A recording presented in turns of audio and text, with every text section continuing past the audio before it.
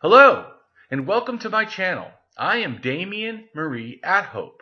In the simplest terms, I am an atheist, humanist, philosopher, and prehistorical writer-researcher at DamienMarieAtHope.com.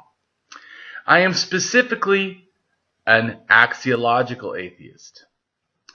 An axiological atheism can be thought to involve ethical and value theory reasoned and moral argument driven apatheism, ignosticism, atheism, anti-theism, anti-religionism, secularism, and humanism.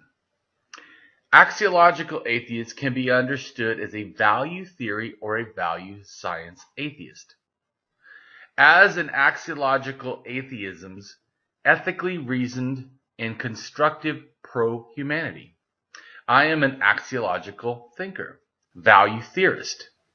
The science of goodness, worthiness, usefulness, valuableness, virtue, reliableness, accuracy, validity, morality, integrity, beneficialness, etc., etc. We axiologists have a value consciousness. And in general, we see the architecture of humanistic humanitarianism value in people that we see as dignity beings. Places and things are not. Axiology is a value theory. In its broadest sense, it involves areas of philosophy that are deemed to encompass some evaluative or evaluation aspect. Therefore, it crosses almost all domains in some way or another. Now for a more detailed terms as to what I am. I am an axiological atheist, an anti-theist, an anti-religionist, secularist, humanist, rationalist, writer, artist, poet, philosopher, advocate, activist with schooling in psychology, sociology, as well as I am an autodidact, self-taught in science, archaeology, anthropology, and philosophy. I promote science and am against pseudoscience, pseudo-history, pseudo-morality, things that are found in religion. I support realism, axiology, of course, liberty, justice, ethics. I am also an anarchist socialist. I support anarchism and socialism, progressivism, liberalism, philosophy, psychology, archaeology, and anthropology, advocating for sexual, gender, child, secular, LGBTQIA+, race, class rights, and equality. So if you can guess from all that, I support or challenge that I have an eclectic variety of videos on a variety of topics. Please take time to check them out, as well as if you enjoy them, please give them a like. And don't forget to subscribe, as new things are on their way all the time for my channel.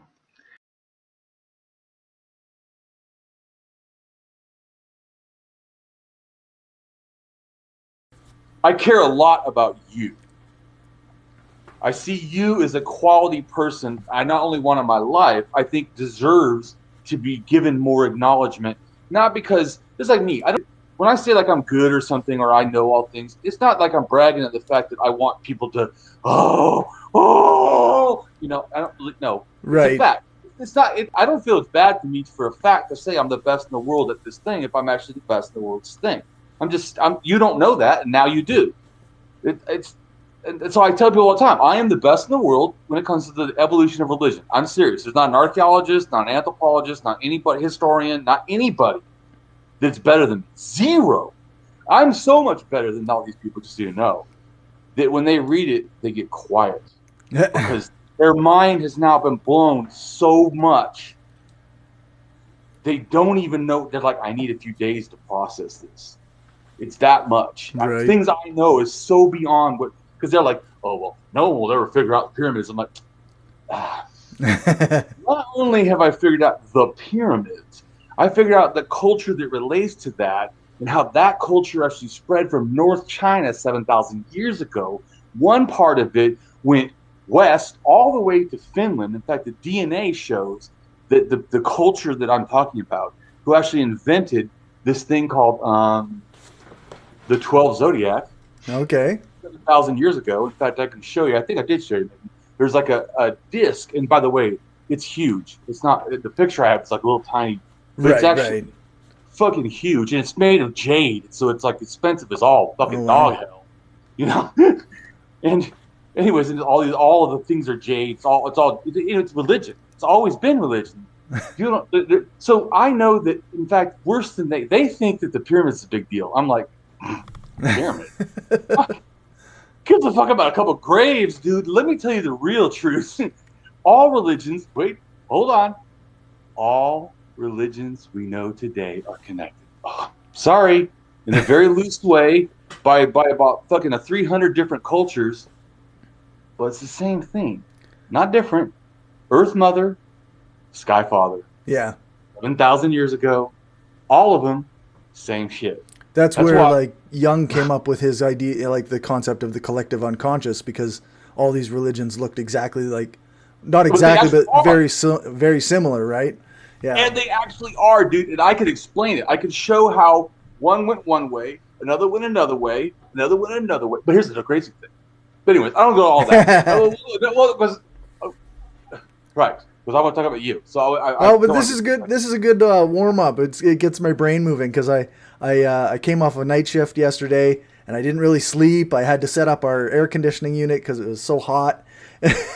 So you know, to me, all that is our struggle, because some of the things that we take for granted, the reason we actually take them for granted, to me, it's actually the society has taught us that the suffering of the working class needs to be taken for granted. Yep. But it demands that we care about every, in a sense, gift, and how they should be just thrown from the working class to the rich. They believe that we should throw them gifts. Right. Seriously. And you know why you know this? Remember, wasn't it one of the Jenners or Kylie? Yeah, one of them. Whoever, one of them. But she had put out, "I'm not a billionaire. Give me money. Seriously, give me money so I can be the first billionaire, the youngest billionaire." Right. Dude, people gave her like $2 billion. Yeah. Or no, 2 million or something. Right? Yeah. How much was it? Okay, well, I don't know. But anyways, whatever. I said the wrong number. It's a lot. It's too much to be giving to somebody who's almost a billionaire. Why would you give even $1 to someone almost a billionaire? I'm just saying our society's thinking. Yeah. And the fact that, just think, what kind of a society, Cory, does it take where that can happen and no one even registers it? Right, eh? Yeah, it's seriously. Bizarre. Yeah. That no one even goes, "Excuse me? What the fuck?" Yeah. That it gets lauded like as a good thing. Isn't it great? She's trying to be the first billionaire. I'm like, what the fuck is going on with this world? Yeah, that's right. Bizarre. I mean, dude, you should hear. You think that I've said stuff before that's interesting. You should hear me like critique society. Oh my god, dude, it's so much of it's bad. I don't know where to start, but I'm not gonna do it. Yeah, it's a tough one. I know, but what I'm saying is, a lot of people, like, say you've read an anarchist thinking, but you haven't heard Damien's thinking. Damien critiques society in a way, because I don't start from anybody's. That's why people don't grasp when I say, like, why it's so important to get, like, how I think. Dude, I have never read another philosopher. Right. Not any. So when people are like, "Oh, well, Socrates," I actually don't know. Do you know how much I know about Socrates? I've heard you guys talk about him. And also, here's the other one. I've heard it in movies. And here's the other one. Wikipedia. I skimmed it. Not really deep, because I don't really care. I go, "Oh, he died. Oh, sad. Oh, he died because he stopped people from believing in gods." Seriously, people? You killed him for that? Yeah. Oh, yeah. He questioned the status quo is what he did, right? Oh, yeah. Well, I think his crime was something. I don't remember exactly, but I did read this part because I thought it was interesting, because he's getting killed for a reason. I thought, I feel like I'm doing that. I'm persecuted in society because all I do is go, "Hey, that's not fucking right." And people get pissed. "Hey, Damien, shut up." Yeah, the status quo doesn't like to be challenged. No, hates it. But that's why I said that even if I wasn't, and I do, like I told you, I would say I'm an anarchist just because it's just simpler for anyone who, because I really am. It's just that I don't want people to think that the reason I say I try to make this distinction, just so you know, because I do this to skepticism and everything else. Everyone thinks that I'm attacking everything. No, I'm trying to be accurate. The reason why is I really believe later, when I die, people are going to say things about me. I want to make sure the shit is exactly what I think. Not, well, I think Damien, and then you think that Damien thinks one thing because you think Damien's kind or something. Someone else, well, Damien's kind of a badass, so he's also mean. So then you're fighting who's near. I want to make sure both you know, no, this is how Damien thinks. Don't think you know. This is what I'm going to tell you. But also, I just think in general, for ourselves, we allow sloppy thinking. Oh, yeah, yeah. We welcome it like it's water. Oh yes, sloppy thinking. Fucking give it. You know, me too though. That's why I try to tell people. Believe me, even though I am extremely good at thinking, I'm also shitty as fuck at thinking. Because you know why? Our natural behavior is not logical thinkers. People forget we are emotional beings that have this thinking strategy we call reason that we're not very good at. And we don't do it very often. And we don't like what it seems to tell us. Yeah, that's right. Because it usually involves change. I often frame it as like, okay, yeah, I've spent 10 years reading and learning about the way that our brains work and how many mistakes we're making without even realizing it. But that doesn't make me immune to those mistakes, right? Like just learning about them doesn't mean I don't make them. And this is the thing too. You could even know it. This is the problem, really, about knowing. That I try to for me about reason and stuff. I do want to get your life real quick though. I just want to address this about reason. Reason is so important. I think I sent you a writing or a meme that I made, or I think I wrote online. So sometimes what I do is I actually write things on LinkedIn. Sometimes commenting to people's shit when they say dumb crap like, "Oh, we'll never know reason." I'm like, that's not true. So, I explain what's true. No, actually, blah, blah, blah. Actually, here's the deal that people don't get. I said this. Reason is revolutionary. You know why? It demands that we change. Yeah. The user themselves, the user of the reason, for reason to be used effectively. Could you imagine a mind that never changed an idea? How could you call that reason? Yeah, no. Right? So people do not grasp that reason is revolution. It demands the most insane shit in the world that the user themselves, not other people, you, the one who is doing the reason. If you believe you are demanding reason and it is not somehow demanding of you, then it's because you are willing. That's why I always tell people, even though I have extreme arrogance, I mean, dude, like it's off the hook. People always go, oh, are you really somehow, unsecure? No. Sometimes, no. Ever? No. And a little bit extra? Fuck no. I'm trying to tell you, I'm a sociopath. I could give a flying fuck about a lot of people's opinion. This is how I care about opinion. I value you. See, I value Cory. If Cory says, Damien, I think your behavior is blah, blah, blah, I would really take it into consideration. But if just some random idiot that doesn't know me from anything, some Christian that hates that I'm an atheist to begin with, and then finds out I'm an anarchist and almost loses his fucking mind. And I believe you don't support Antifa. And I go, well, actually, but I am Antifa. And then what? Yeah, and so exactly. They just watch them just go fucking nuts. But the same thing why I say that it's so important.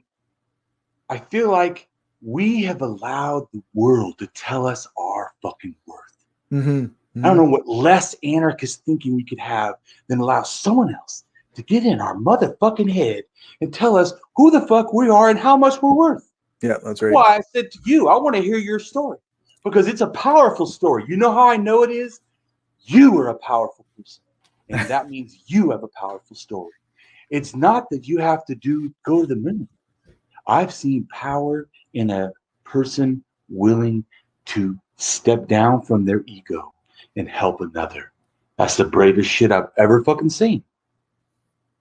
To me, I don't, so You know why? Because I don't start with the world's value.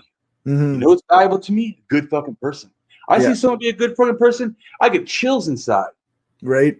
I don't seeing war movies. I don't feel that shit. I thought I can't even stand watching any violence for just because I feel like they're glorifying the wrong thing. To me, if someone has the heart of a warrior, but not also a heart of kindness, then they probably don't understand what is worth fighting for. Yeah. We don't fight for war, dumbass. We fight for peace. Yeah. The point of a battle isn't the battle itself, right? That's what I'm saying. But if you think about it, so much of society, the battle itself is a glory. I also really feel like this. I say all the time, I see heroes every day, loving beings acting with compassion, kindness, thoughtfulness. Those are heroes. You know what's really weird too about the word hero? And then real quick, I really want to hear about your stuff though. But the word hero, I fucking hate when people say this. It is a female name, dumb fucks. It always was a female name. No, not heroine. I mean hero. It's hero and lander. It's a fucking Greek story about this woman who does the priestess. I don't even know which goddess or something, but it's a priestess of a goddess, maybe Venus or something, or I don't know. But anyways, she's a priestess, supposedly virgin, right? Virgin priestess, because you have to be your whole life virgin. Because you're giving yourself this one cult. Because all cults are different. So because you got to be a prostitute as part of the thing. And it was sacred prostitution in a way that is not understood like in our society. It would be almost like a sports star. We would root for them. Them having sex with people, the more they have sex with is actually good because they're actually anyways. So that sounds interesting. But I'm saying what people don't understand, just like this, think of this. It reminded me when I was a kid. Right? You ever seen National Geographic? Yep. Okay, when I was a kid, that was the naked shit you could get away with. That's right. Because your parents did nothing naked, but I got to see breasts. So my actually was really weird. I had this like real openness to all kind of races, and everyone always just doesn't know why I'm so like, dude. My first chicks that I was turned on to were freaking from Papua New Guinea. Oh yeah, yeah. Oh yeah, chicks in freaking grass skirts with their boobs out, Papua New Guinea with freaking bones in their nose or something, or tattoos on their face, or scars on their face, or whatever. So my point is, I started with that. I didn't start like, and I imagine probably I'm not the only. I'm not claiming to somehow be special. No, I think that's pretty consistent for a lot of young men. I was just saying. I was just making a point though. So if that's all I have, it doesn't make it weird that then I look at anyone as any cis woman is the way I like. But so any cis woman in a sense that will be attracted to me and whatever. Not that I don't try to harm anybody or go after people who don't want me. But right, so right. yeah, I'm saying, so I just want people to do it real quick. So if anyone likes me, so I like that thing, but that doesn't mean also that I actually have access to all those women, right? It doesn't mean all those women out, or even all those women, if I'm even available, and not really access to me. That's because right. there's women that I also don't favor for whatever reason, and the feeling can be completely mutual because they could for whatever reason.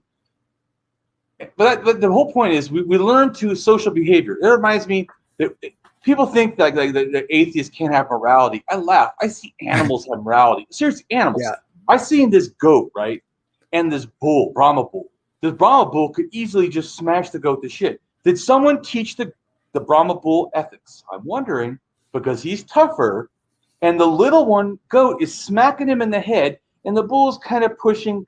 But I mean, almost like you would do to a child, because you have ethics and you understand it can be hurt, and so that means you have a worldview. Yeah, that's right. That means that because your worldview then is you don't hurt people, right? So it actually, the bull's a good person.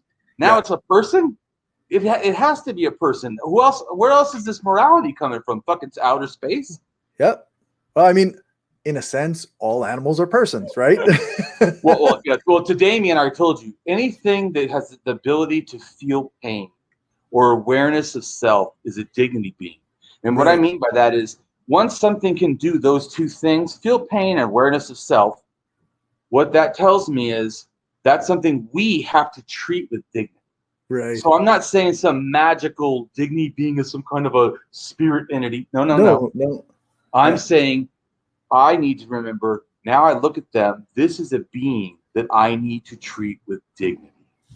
And dignity to me is a very, in fact, people don't understand, when you say I have human rights, what you're saying is, I have dignity, please respect it. That is what you're saying, in a sense, in a colloquial whatever sense, you know. That's what you're saying. And so when I tell people you're a dignity, I'm saying you, Cory, are valuable. You by yourself, not something you could do. Because see, in Axiology, you yourself would be what's called intrinsic value, quality unto yourself. Humans have intrinsic value. Mm-hmm. Books do not. Their value is extrinsic or systemic. Extrinsic is what the thing does. Cory has extrinsic behavior. He's now making Damien feel more welcomed in the anarchist community by talking to him. So that is an extrinsic behavior you've done that then affects me. And that ends up sometimes affecting our intrinsic feelings, not our worth, right, but our feelings. Because our feelings, I feel more worthwhile. I feel more respected because Cory is taking time to acknowledge me and to listen to me. So that makes me feel validated, which makes, see, what happens is, and it doesn't just that you've done this behavior is actually an act of kindness. Yeah, even you nodding your head is actually affirming behavior. Right. Yeah. Yeah. And we need that shit because we're fucking emotional beings, man. Yeah. You need somebody to be able to, like, even when I was a kid, they used to say, like, when you're talking to somebody, it's important that you say yes every now and then, or that you acknowledge that you're listening to them. If you're not actively listening, then people notice that, and it affects the way they feel. And in counseling, they teach it called active listening. Okay, yeah. Yeah, so why do you use the word? How intuitive of you. Yeah. Well, that was funny, too, because when people say they're intuitive, I have no problem with that. It's when you think you can do magic with intuitive that I have a problem with. Right, yeah. When you say I can, because I can kind of do that, almost like I can look at you and I can just look at how you're holding yourself. And I can look at how, because right now your head is a little bit to the side. And I'm just, yeah. Well, I'm not trying to be critical. And sorry. It's all good.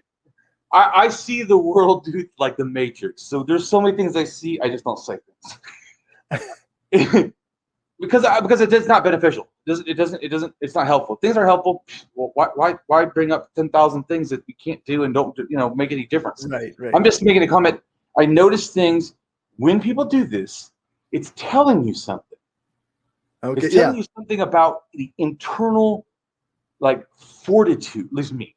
Actually, I should say. It tells Damien, maybe not the rest of the world, but Damien sees the shit, and he knows this behavior equals A, B, or C. Right. It looks a hell of a lot more like A than it does B. It's like when I see people, like when I first met my, I shouldn't say names. So I met someone, because I need to be careful of other people's needs and the feelings. I met someone, and they exhibited behavior that seemed to me like they were sleepwalking through life, almost. Okay.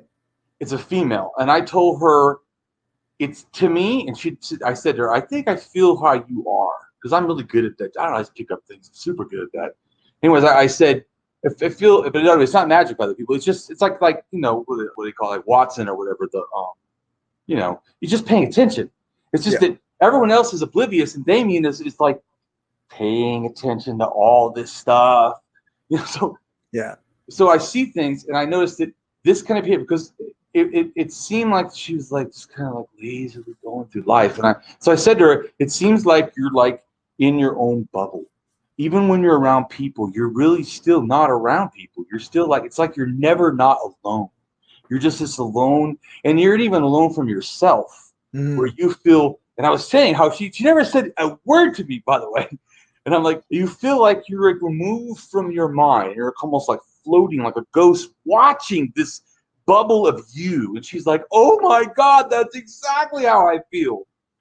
But I could tell because I could see how she did things, the word, how she just, I started, because it feels to me almost like I can get in their mind and live almost like empathetic through them or something. I can experience, because I'm very theoretical. My mind is real good at like theoretical concepts that like go to the universe, or wow. I like thinking like way out there. That's fun to me. But anyway, so I see that and I say, oh, it's too far out. I call it the shotgun effect. If you see a behavior become all the part of someone's life, that tells you the event that caused this destruction is further back. The further out it goes, the further back it started, to me, like a shotgun. So I start following it. Oh, I see this person there. So in other words, now you understand my thinking. Here's this girl. Her whole life is totally fucked. What does that tell you from what I just told you, my understanding? Was that too much? Yeah, maybe. Okay, so I'll try to help. So I said that the shotgun effect, okay? Okay. This is about people's lives. This is a concept I made up, but this helps you grasp what I'm trying to say. If you were hurt as a child, right? Cory is hurt at 10 years old. Right. I already know how Cory at 50 will act. Do you understand? Okay. Yeah. If Cory at 10 years old, the abuse you suffered, let's say I'm not going to talk about a kind, but you get abuse, okay, enough to cause a disruption. Sure. It will only be one or two disruptive things, in a sense. But as Cory gets a little to 14, 15, 16, now it's about 8 things.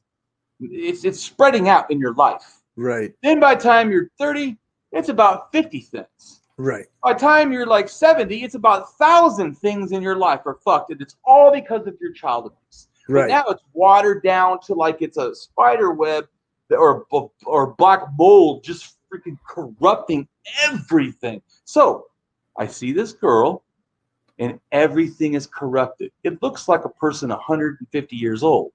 Right. Way too corrupted for a regular person. What do you think I think? That she's had something in her traumatic in her past.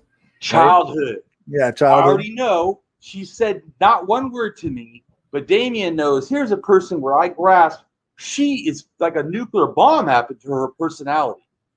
Has to be sexually molested. There's no way you could feel this destroyed unless you were destroyed in this way. Has to be multiple times. Mm. Because only multiple times would make someone so like out of it. Had to have a feeling of unsafety added with both of those.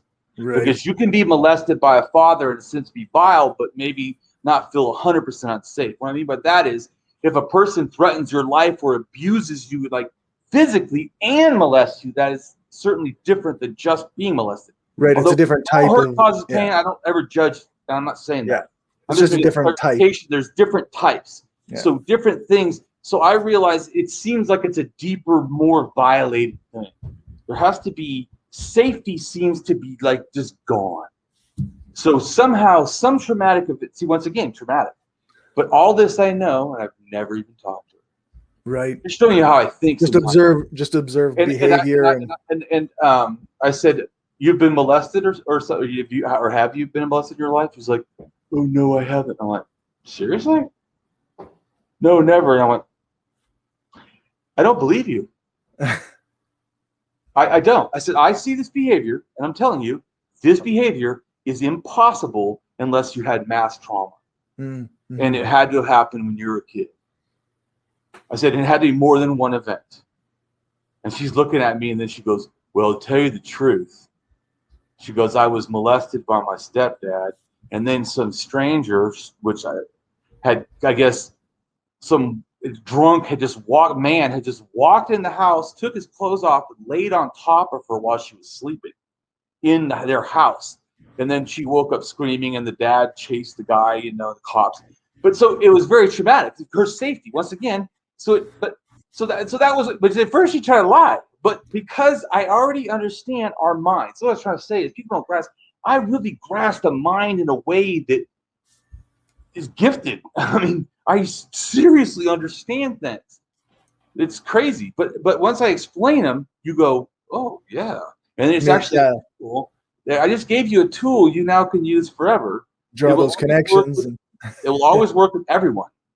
Things that I understand are so like fundamental of who we are. All the other, it's just really, they go, oh, well, you don't understand, Damien. I'm like, you don't understand. Don't tell me I don't understand. Because let me tell you, you're probably 1,000% wrong. Just start there. Unless it's math and some shit now. If it's about talking about people's minds and shit, I'm really good. But when it comes to, like I said, math and spelling, yeah, awful. But some of that's not my fault. It's abuse.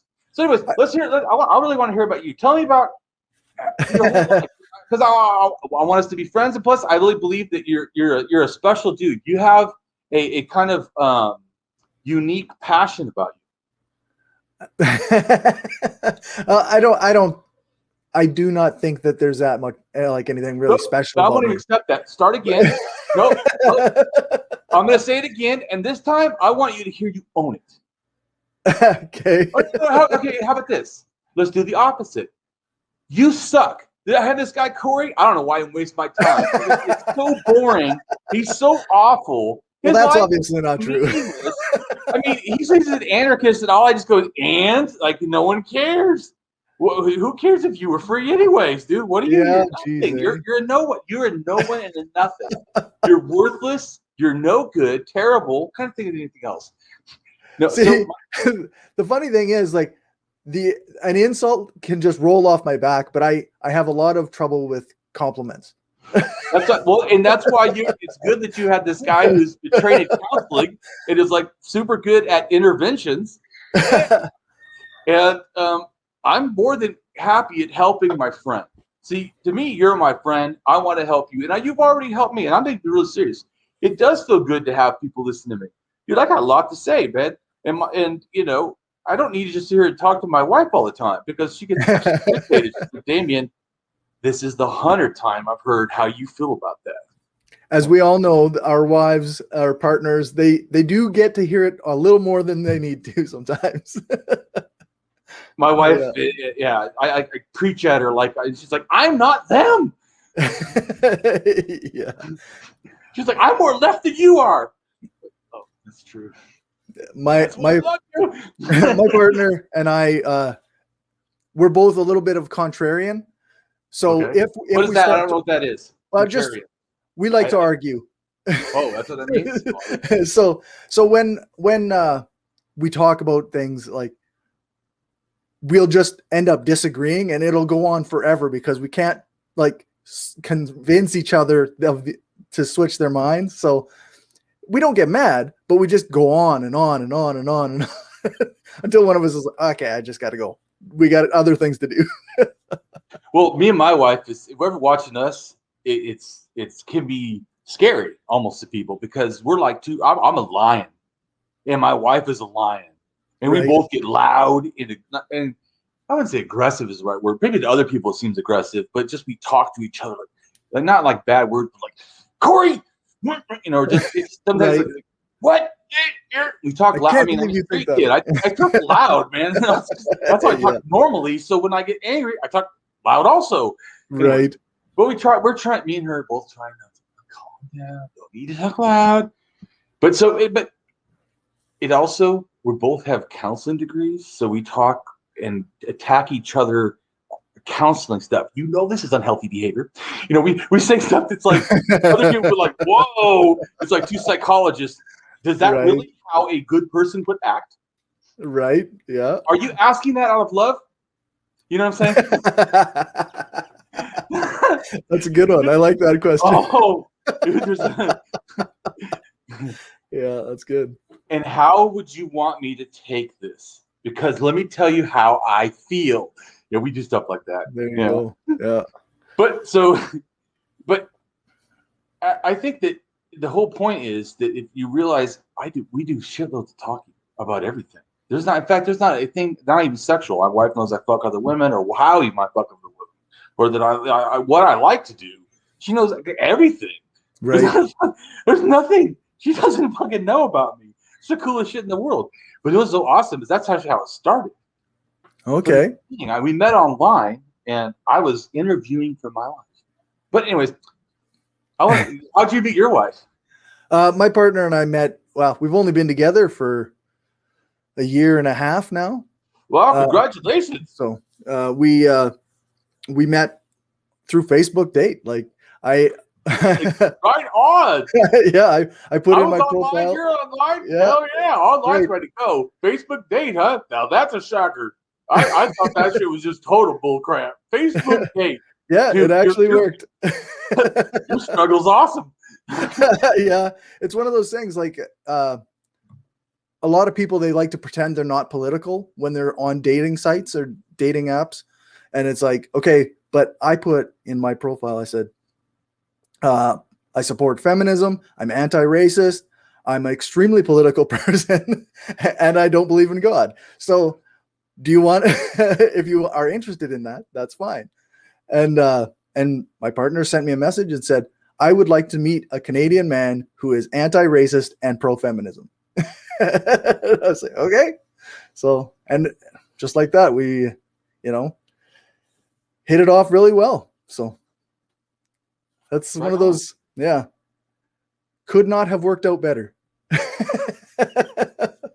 Well, but see, I think that you did the exact same in a sense. Think, why am I? It was, how did you find the coolest wife in the world?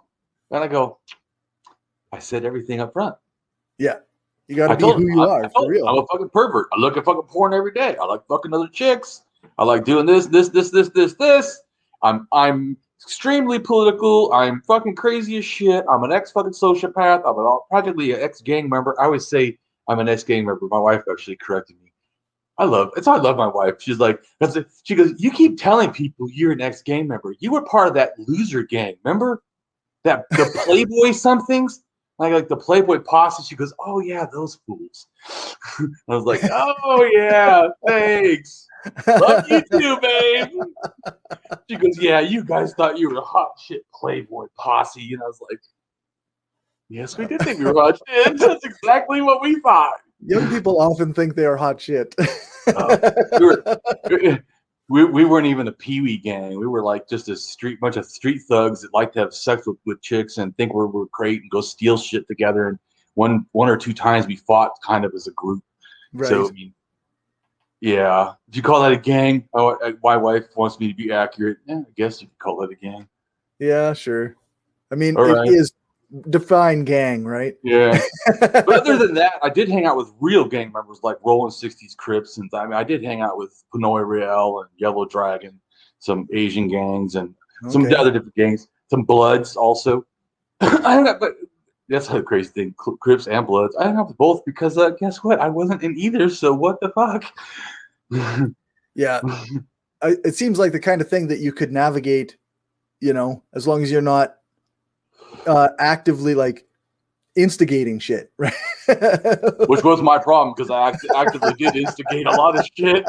I've always done that, but anyway. Yeah. So, do you tell me how was your childhood? Where'd you grow up and everything? I don't know anything about. I haven't read stuff. Sorry, I told you I don't read. But.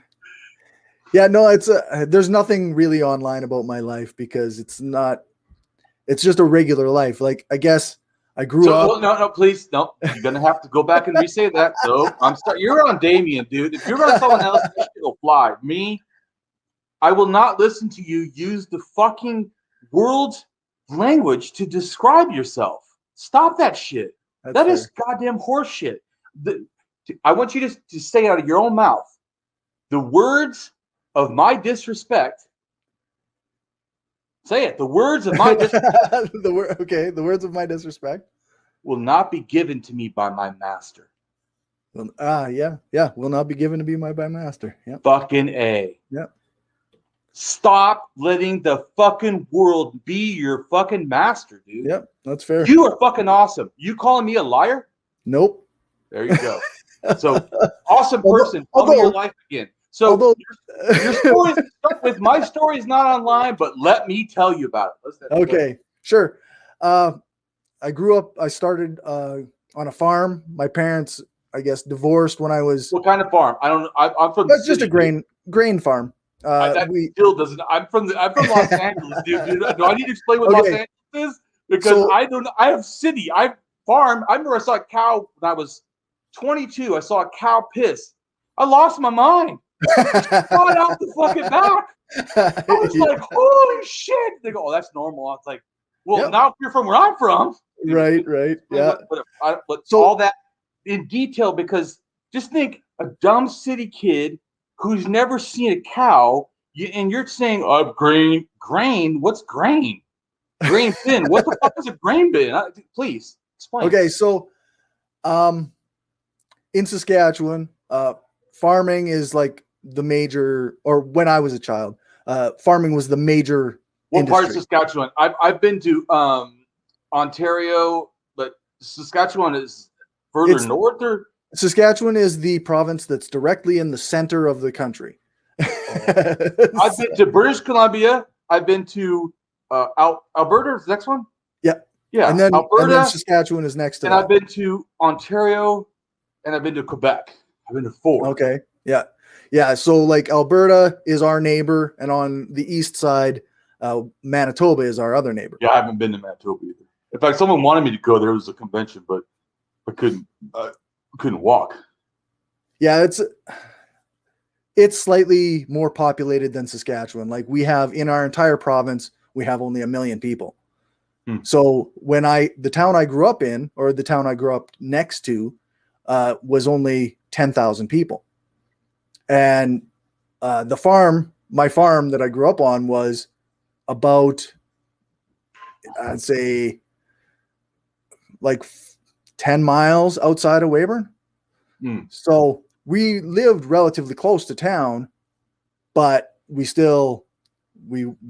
grew up on a farm, right? Like there's, like I say, wheat is being grown, canola, various other types of crops that you have to seed and fertilize and then harvest in the fall, right? Thank you. You're doing a way better job. Now, hold on 1 second. I just want to tell people there's a video where I'm talking to this Christian. This dude wanted to read me a fucking script. And what everyone gets mad at me asking questions. First off, they don't understand. I was in a certain kind of cultish Christianity. I don't know like exactly how Catholics think or Baptists. And me being an atheist now, I have fucking no desire to learn. Okay? I just fucking don't. But so if you're going to start talking to me, telling, well, I'm a Lutheran, and we were the chapter of the 7, arches, and then the arches of the 7, I'm like, whoa. So what? You're a what? Go back to the beginning. You're a Lutheran? What the fuck is a Lutheran? I'm just saying, I'm just making a comment, and this fucking guy's like, well, pissed off, how dare you fucking ask a question? I'm like, okay, sorry. And he's like, butthurt. I'm like, then everyone's like, Damien, you weren't letting him talk. I'm not going to let someone talk for 15 minutes when I didn't even understand the first fucking thing they said. There's a lot of assumptions made when we try to communicate with people. And if somebody else doesn't have the exact same assumptions as us, then you have a disconnect right off the start, right? And that's what I said to you. I try to help you understand. I am from the fucking streets. I know people, I say this all the time, but everyone acts like somehow I'm not. I was a street kid. I hung out in crack houses, okay? I'm from Los Angeles. I've been shot at. I've been stabbed. I've been jumped by a gang. In fact, I got jumped. This was my fault, though, so I don't totally blame them. And actually, they were kind to me, believe it or not. But we called them. This is the first experience I ever had in being jumped, but it was a good experience because I deserved it. So I was with these white guys, like, I don't know, 10 of them. They were at a school function at a zoo. And they said, let's call these other guys' names and then we'll fight them. And all I cared about was, we get to fight somebody. I didn't even understand. So, because I was like so isolated in my house, we didn't watch TV or radio or anything. So I talk about not knowing shit. I knew nothing. So they were being racist, but I did not know this. They said, well, see, you didn't get it until I said it. Okay, but so I guess I always assume people, once again, I'm assuming, I always assume people, as soon as I tell a story, they know it's a racist shit. Okay. I need you just help me understand. Well, no, you help me understand. That shows communication. You just help me understand something that I have never understood. I've always assumed when I tell the story, everyone knows that I was being racist. I need I've actually been with people who went around and like maybe we were being racist too, and I didn't know. But we and pick I fights agree. with people. When as a kid, I didn't racist. I didn't. What the fuck is that? I just someone said, "Hey, call these people this name in Spanish," and I don't know, so I just stood there. I did not say it, and they were said whatever. I don't know. And then these like maybe 8 Mexicans come running at us, 10 white dudes. So I just stood there. I stood there, and then I looked, and there's no one around. The fuckers left me. So the Mexicans came, and then they hit me like 5 times or something. But then they stopped, and they said, "We're not going to finish beating you up, because you at least had the balls to stand up and fight." They all ran. So we respect that. And they said, "Wouldn't you like to go find those guys and beat them up?" Anyways, I'm not going to tell about all my life, but my point is, I learned right there, Damien, it's real important to know what the fuck you are doing, because I didn't even mean to be racist. I don't even hate anybody. I didn't even know what the fuck they were saying. Why was I allowing myself to be involved with people I didn't know, talking about things I didn't understand, using words I didn't even know how to use, to people I didn't know or care to do anything against? The whole shit was like... Yeah. Well, that's part of being young too, is like all these different, like, things like that happen a lot. Like we make choices that are poor choices because of random events. Wonderful subject. Please tell me at least 2 of you for yours. So just poor choices, terrible, big mistakes. I want to hear some fucking whoppers. Oh boy, poor choices. I mean, okay. I did sell drugs for a long time in my youth. So that's a pretty poor choice. That may not actually be a poor choice to me, because it was a poor choice. Drug laws are valid to me. Well, no, that's fair. But the reason that was a poor choice was mainly because I wasn't prepared to deal with any of the consequences therein. I had a situation where I had a bunch of drugs fronted to me, and I was supposed to sell them and pay the guy, my supplier, back. And some of them got stolen, and I didn't have the money, so then I stole some other guy's money, and like it was this confluence of bad choices and bad events that ended up with me having all my shit taken away by the guy, my supplier, because he was like, "Okay, I could beat you up and not get my money, or I'm going to take all your shit, and when you get the money, you can have your shit back." So there was that. And then on top of it, I ended up having, like, I stole some money from people I had considered friends at the time, and that destroyed those friendships. So that's why selling drugs for me was a bad choice. Okay, so the bad choice would be the label that you're giving in a sense, the conclusion. So, but let's talk about the richness of the events, because here you are doing these things, right? Yeah, there's a lot of stuff going on there. Right? So you did these things, and then you stopped doing these things. I'm assuming now, correct? You stopped doing these. Yes. Yeah, I don't. And you said they were bad choices. Yes. But see, the bad choice is just like a general label. So what was the bad choice? Or better yet, who cares about the bad? Because that always does not interest me. Right. Because in a sense, you could have 95,000, negative events and only have one good conclusion. Good conclusion of my whole life. Let's just say that. I've had, say, thousands of forms of abuse. I've been neglected. I've been starved. I've been, beat and stabbed and whatever. I learned from all that. See, that's what matters, right? Now, I'm just trying to show you my point. What I learned from all that was the deep value of kindness. Just how much we are sensitive and needing of each other. And how easily and fragile that can be broken.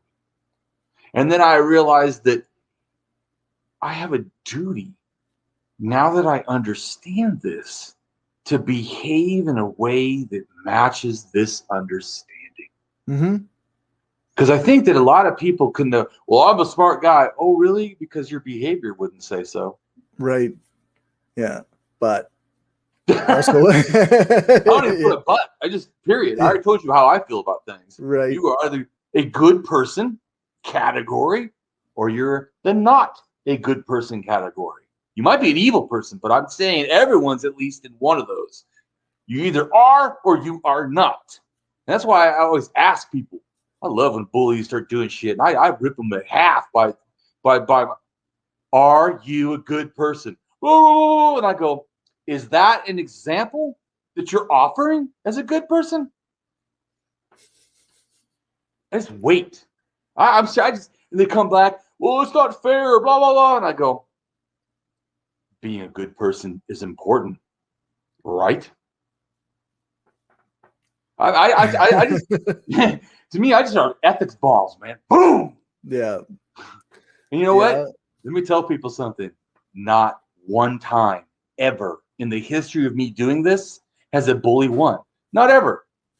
In fact, at least half the time, they're so ashamed when I do this, and I'm very good at doing this, because I also sometimes that they're real bad, psychopaths. And I go, so it would be okay if I go tell your church, right? Please give me your church's number and your pastor's name exactly, so I don't have to like look for it or anything. And I remember, I'm a sociopath. I will fucking call a church. Right. I don't give a fuck. I'll talk to the pastor and say, Pastor, you have this person and he's behaving online in a very harassing way. Is this what you feel that Jesus would want to promote? That dude. Is that this dude what your church stands for? Yeah. See, now you get my kind of thinking. Yeah, exactly. I'm going to. Is this one of your esteemed members, or should I assume that you're calling this behavior out? Right. Yeah. There you go. And how would I know? You say, okay, I hear that you say it's not acceptable. So you're informing me that you're going to actually tell this member that this behavior is not acceptable to you. Is that a correct statement? Oh, well, yeah. It has to be, right? Because if they don't actually condemn it, then saying it's checkmate, is it not? Because they right. have to do. Once again, this goes back to, like I said, Damien can make people do what I want to do. When I called the pastor, what was my goal? That pastor would do my behavior for me. My pastor was going to make this bully feel some pain. And Damien's going to make the pastor do it by using thinking, questions, and stuff that motivate the person to where they're basically checkmated. Either they accept they're a piece of dog shit. I always go, I don't say dog shit. I always say the same thing. And as I teach people, you should say it too. It's the perfect thing. I'm telling you, it works. Never has anyone even attacked me. I attack bullies constantly. I say this word constantly. They just, I'm telling you, they it work. I say, are you a good person who is kind to others, or are you scum? Yeah. And I always say scum. What? Are you behaving like scum again? Am I to assume that this behavior is to exhibit what? Scum type of thinking? Right. I like that because it doesn't use any of the typical things that people use to insult each other, right? Like it's not using ableist language, it's not using like ageist language, it's not even like using the, like the term degenerate, like a lot of people like to use that. That's right. It's just, are you scum or are you not? Well, and the truth is there's no context that's really to put that in that's against someone. Right. Because this is what you understand. It is not a character assassination. It is a dignity attack. I don't teach character assassinations. You may think they are what I'm doing, but once you actually understand what I'm doing, you'll understand the power is beyond. Because we're like these emotional beings, and I can actually dance on the top of the emotions to where it's not dropping down where they have any power to fight me. I know that's a weird way of saying it, but I dance so lightly on their emotions, people's emotions, or I should say. I don't always do it. Sometimes I'm fucking tired or we're angry. But if I'm able to be clear-headed myself, which is not always an easy thing, but if I can stay clear-headed myself, and I can sit there and just dance on your emotions to where you're feeling all these feelings. You don't know why. You're doing everything I want. You don't know why. And just because I'm able to like almost massage all this stuff to where it's happening, but you don't really realize it. It's so mild. It feels to you so non-threatening. And that's why actually it's so powerful. That's why I laugh at people like kindness is going to be, oh, dude, kindness is like a key. You just go walk up people and just go, tick, open up. Here I can play inside whatever I want. Seriously, kindness, close it back up. I'm telling you, kindness is unbelievable. The biggest, it's not, I'm not trying to say it in a negative way. And I always tell people, I never go around abusing people. So even if, because just like this, if you have a gun in your hand, does that mean you're going to kill people? You certainly could kill people, right? But that doesn't mean you have to, right? But I have a gun. My mind is a freaking gun. My mind can do stuff to people. I understand. But why would I do that? Why would any good person do that? It's like I said, just because I have a machine gun, does that mean I randomly just start fucking murdering people? Anyone who thinks that way is a fucking scum. Yeah. I'm not scum. Fuck, I'm a good person. I don't do shit like that. I have a machine gun, yeah, and it doesn't mean I aim it at the world. What I try to do is I try to turn it backwards and shoot it at the air, but let the bullies hear it. And the bullies hear it, and then they go, whoa, this person could fuck me up mentally. And they go, this person is not normal. And I'm like, yeah, hi. There you go. Because this is what they don't get. I am a bully, motherfucker. Right. Yeah. I am a fucking sociopath. I have no problem, zero problem, ruining every fucking emotion in you. None. But I don't do that because I'm also an ethical person. So that's the difference. And that's why when you say like things like, my life doesn't matter, it makes me hurt inside. Seriously, it does. It makes me hurt. Because all I hear is a fucking victim hiding in a corner, and society's been beating you with a fucking stick. And then you got beaten so many times, you now go, I love the stick. I'm like, what in the fuck are you talking about? Well, I don't love the stick, but you're scaring me. You're scaring me. You're scaring me. And I'm feeling sad for you. It is a thing like I don't know how other people necessarily adjust their behaviors based on, you know, that framing of their life as not mattering, right? I don't know how necessarily how other people do it, but the way that I've always kind of done it is that yeah, okay, so my life doesn't matter, but that doesn't mean I don't have something important to say. That doesn't mean that the things that I'm saying aren't universal, right? Right. And what you'll say now, because now you're the empowered, no longer servant Cory. Servant Cory is dead and doesn't exist anymore. The self-mastery Cory now says, I lived a life that had meaning. Yeah. Yeah. And because of that, the purity of that struggle offers empowerment. See, do not even, what, we have to like defend ourselves against what? The world's bullshit? It reminds me of, that would be like me, right?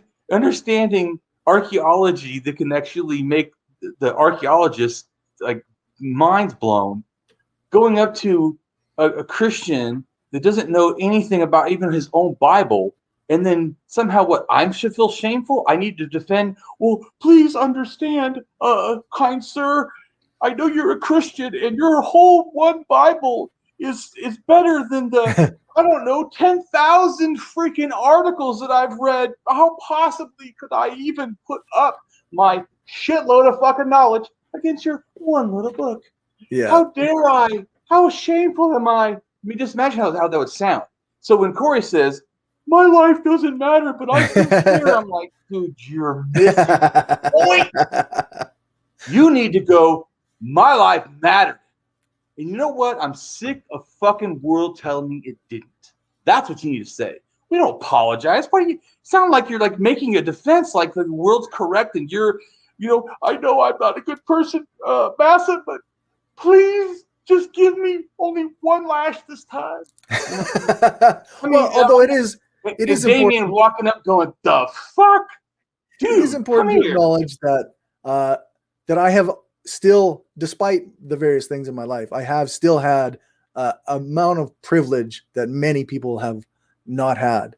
So, and you know what? That's wonderful to bring to a struggle. Dude, do you know the struggle that is? Imagine the struggle it is for me. being super smart, and then in my entire life, everyone treat me like I'm dumb as fuck. You know how pissed off that makes me constantly? When I'm smarter than I think anyone I've ever met, and yet everyone I've almost ever met treats me like I'm a dumb fuck. Imagine this. Here's Cory, the purity of essence of being, has to try to understand corruption. That's a task. That takes a hell of a lot of courage, because you know what it means? That you have these barriers, these limitations against you, and you chose to pass all of them with courage. I think that's an amazing struggle.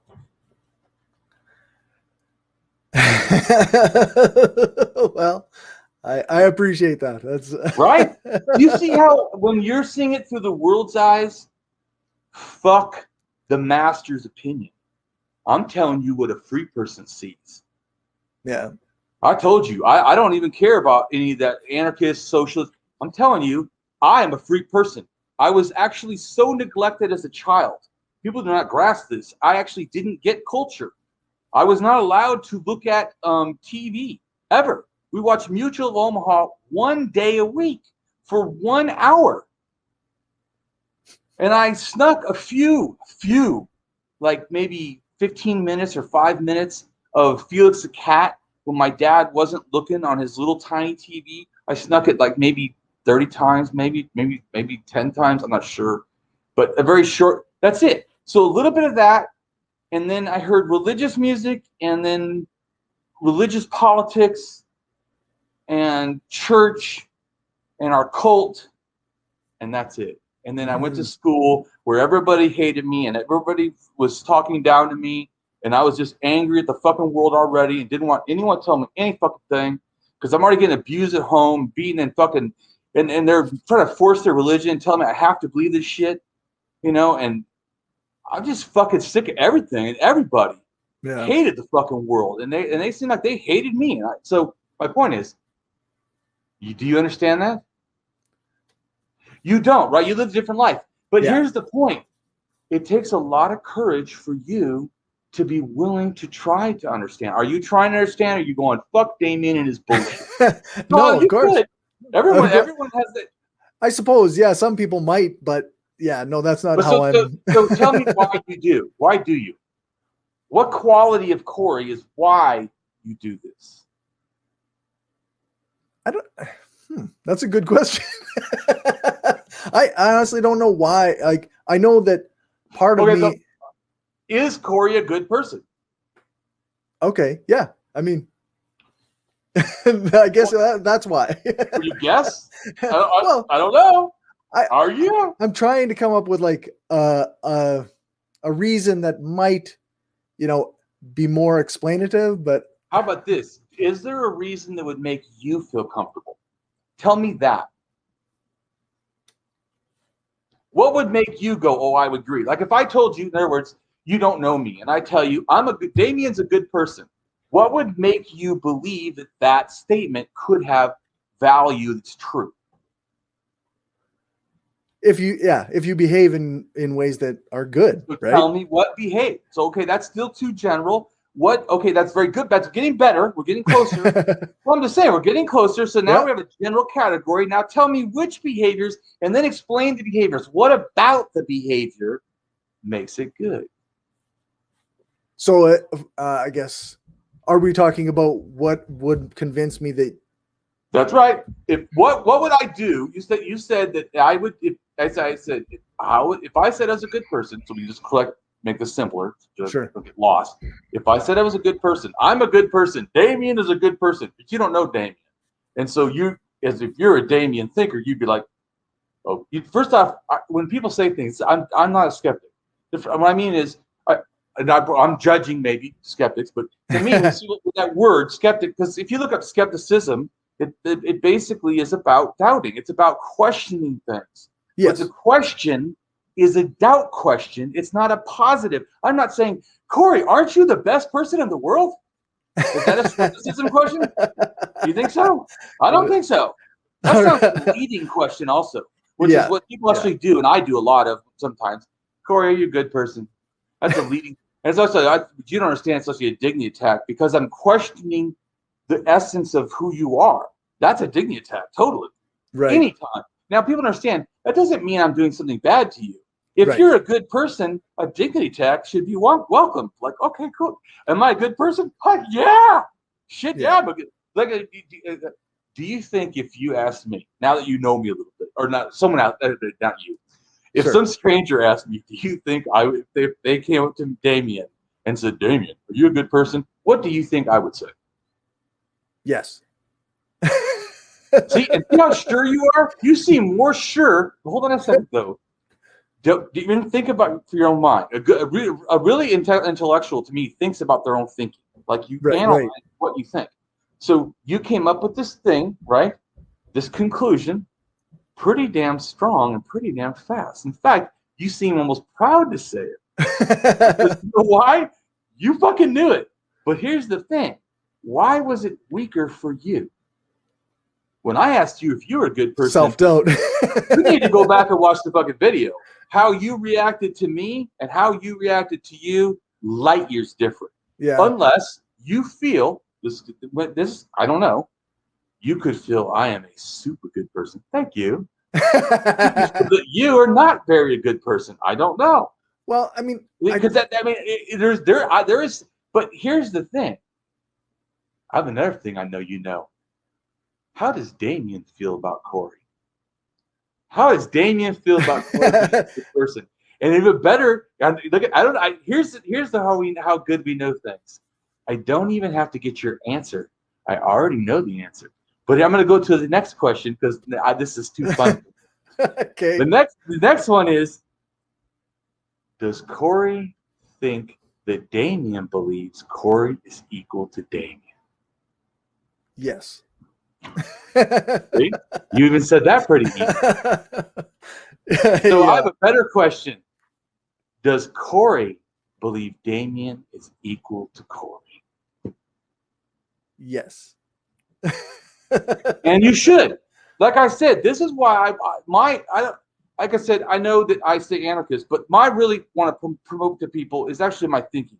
Even though I say Anarcho-Humanism, I want you to grasp is my thinking. Dude, nothing is, all these labels, you can label whatever you want. In fact, you want to keep your label of communist, or you want to keep your label of socialist, or I don't give a fuck. But I do want you to understand why what I am telling you is so important. I don't want people to be like me. I want you to be benefited because you start to think differently because of me. Right. Yeah, I mean, I guess part of this problem is that self-doubt is, like you say, like it's something that maybe has been imposed by a lot of other factors. No, but you're gonna have to restate that. You're not gonna lie in front of me. That's a bunch of fucking. Okay, I have a better question. Do you believe that Damien would have said it that pansy asked? Just asking. Do you think I would have said, well, I'm not sure if it's society or if it's capitalism or if it's class warfare. Probably isn't. It is all of it, right? It is all of it. That's the thing. Come on. I mean, this is always odd to me. Dude, you're the anarchist, right? What the fuck? Why do I have to teach you about class war? This is always class war. How often is class war? Dude, your whole life is a struggle. That's what I was trying to get you to understand. It's always been a struggle, Cory. In fact, I showed you a struggle you didn't even know you had. Your struggle is that the world has been shaming you. But want to know why Cory does this? Let me tell you why. It is afraid you're ever going to realize how fucking powerful you've always been. Dude, my power, I keep telling you guys this, is not power. I fight without fighting. I ask ethical questions. I don't know, a little tiny schoolgirl, fucking 2 years old or whatever, 4 years old or whatever, because I had to be, I guess, intelligent talk, could actually say them too, could say, are you a good person? I mean, this is not a fucking hard shit, assholes. I have taken my big mind and I've made it as simple as possible. All you have to do is be a good person. you should want to be anyways. Right. And then use this quality of good person. You don't understand. See, other people do not want to actually be seen as a bad person. I'm telling you, even psychopaths, you'll hear these fucking people, well, actually let some of them go. That's they want you to go, well, there's something good about them. Yeah. But that's your end. See, you understand. Society's done this to you, motherfuckers. I don't have it. So guess what, fuck offs? It will never work on me. Why would you try? I just go, oh, look at these fucking fools. They're trying this shit on me. I wasn't raised in society. I told you, I was 13, dude, till I saw a movie practically. Right. I didn't see TV till I was almost like 11 or 12. You know, I mean, so my whole like formative years was like complete isolation. I was hiding out in the backyard in a fucking fort that I made to have shelter, and I was eating fucking dog food and drinking out of the tap and crapping on the lawn. Right. And then getting abused at night and going to school and having people tell me I'm a scumbag and a loser and I don't dress right and I don't have money and I don't have. And then guess another thing too, people don't realize my struggle, just for 1 second, about why I care so much about fucking kids eating. My dad would give me a half of banana for lunch. It's not enough. So I would go to kids, and I was crazy. I'd go to kids and say, look, you're going to give me that fucking apple. I'm not going to take your whole lunch, but I'm starving. I'm going to have something to eat. And I go to another kid, and I'm going to take some of yours and take some of yours. It took a little bit, like, you know, grocery shopping from the kids.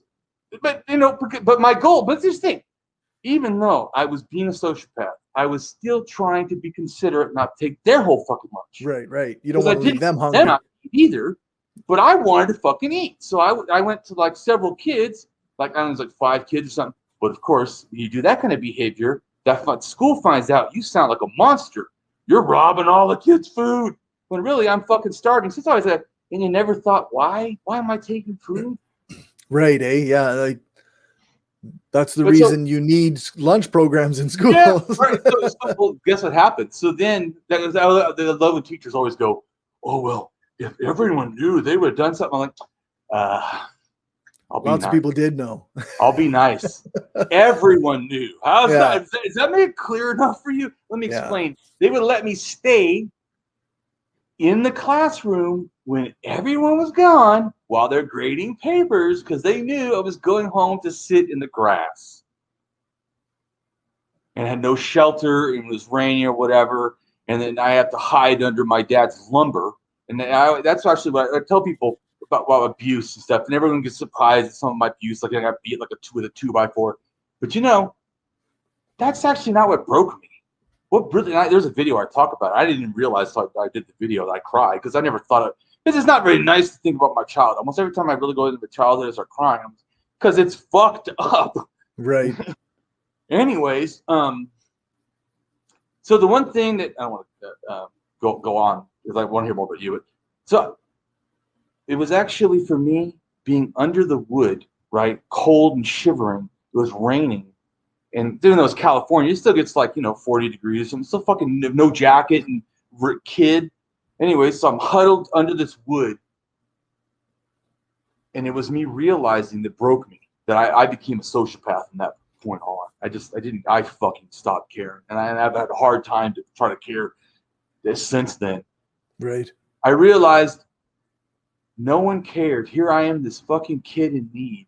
And it's fucking raining and I'm fucking freezing and I have no fucking food or anything. And I'm under this tarp. And I thought, my dad cares more about this fucking wood. He's got a tarp for the wood. Doesn't even have a fucking jacket for me. Yeah. And that was not that. Yeah. Fuck this. I'm going to fucking kill the world. But so I was also weird too is people never ask, how did I become me now? It's always weird to me. If someone told me they had this crazy fucking life, wouldn't you think this? You go like, well, fuck, what happened? Well, yeah, that's the question, right? No, how did you go from there to here? Like, did they just not hear, or they think I'm lying, or what the fuck? You know what's so weird too? What actually changed me was kindness. I always tell people, it's actually undeserved kindness that worked. It's weird, right? Undeserved. It's the fucking best kind. Yeah. Dude, it's our superpower. When it's undeserved, oh my God, it's amazing. It changes lives. It changed my life, right? So I was this horrid kid, right? And I got busted at school. I was hired and shit, laying on this table. Thought I was fucking flying. They called my mom. She took me to drug rehab. And I go to the drug rehab. I'm so fucking high. I thought we were at a hospital. I didn't even know what the fuck. I was like out of it. I thought I was playing it off that they didn't know I was high as shit. Of course, I could not stand, but I'm like falling over. But going in that rehab really, shocked my life. And I almost died, right? Because actually I had liver failure when I was in there. My whole liver failed. So I almost died. I had like 23 days without eating and like 103 temperature for 2 weeks. Anyways, but it seems like too long. Yeah, it is. Well, it's not healthy. It's like I was puking blood for like 2 weeks. It was awful. Wow, jeez. But all that, it really helps me understand that it's really my behavior. Because I know when I got to where I was so sick that my eyelids were sticking to my eyes, I was like dehydrated, and I thought, everyone did this to me. I was feeling all sorry for myself. Then I realized, well, actually, I put me in this hospital. No one made me get high. I started realizing I need to slow down. That's like, I think probably when I started doing my type of thinking, where I started breaking things down. We think it too general, and then we get too many errors doing that. I mean, imagine science that only thought generally, the way we run our lives. We fucking nuts. They were like, well, did you look at Jupiter? Yeah, it's over there somewhere. I mean, northeast, I think. It's not as informative as we might like. You know what I'm saying? But somehow we demand science to be like precision. That's like seriously unbelievable. Yeah. But for ourselves, we're like, oh no, oh please, I'm trying to quit. Yeah, that's right. So speaking of quitting, let's not have you quit. Tell me some more about you. What are some things that you feel you triumphed in your life that really make you proud? Well, I mean, I'm a good dad. Right on. Like that, I have character faults, but that is one thing that I am good at. Let's just why did you have to add the negative? Well, because no, it's not perfect, but I'm good. Okay, good. Fine. We threw that garbage. David is not going to listen to that. Fuck that bullshit. Anyway, you're good. And not only are you good, that's too general. I've been keeping up with you. I want to hear some essence. Why? Sure.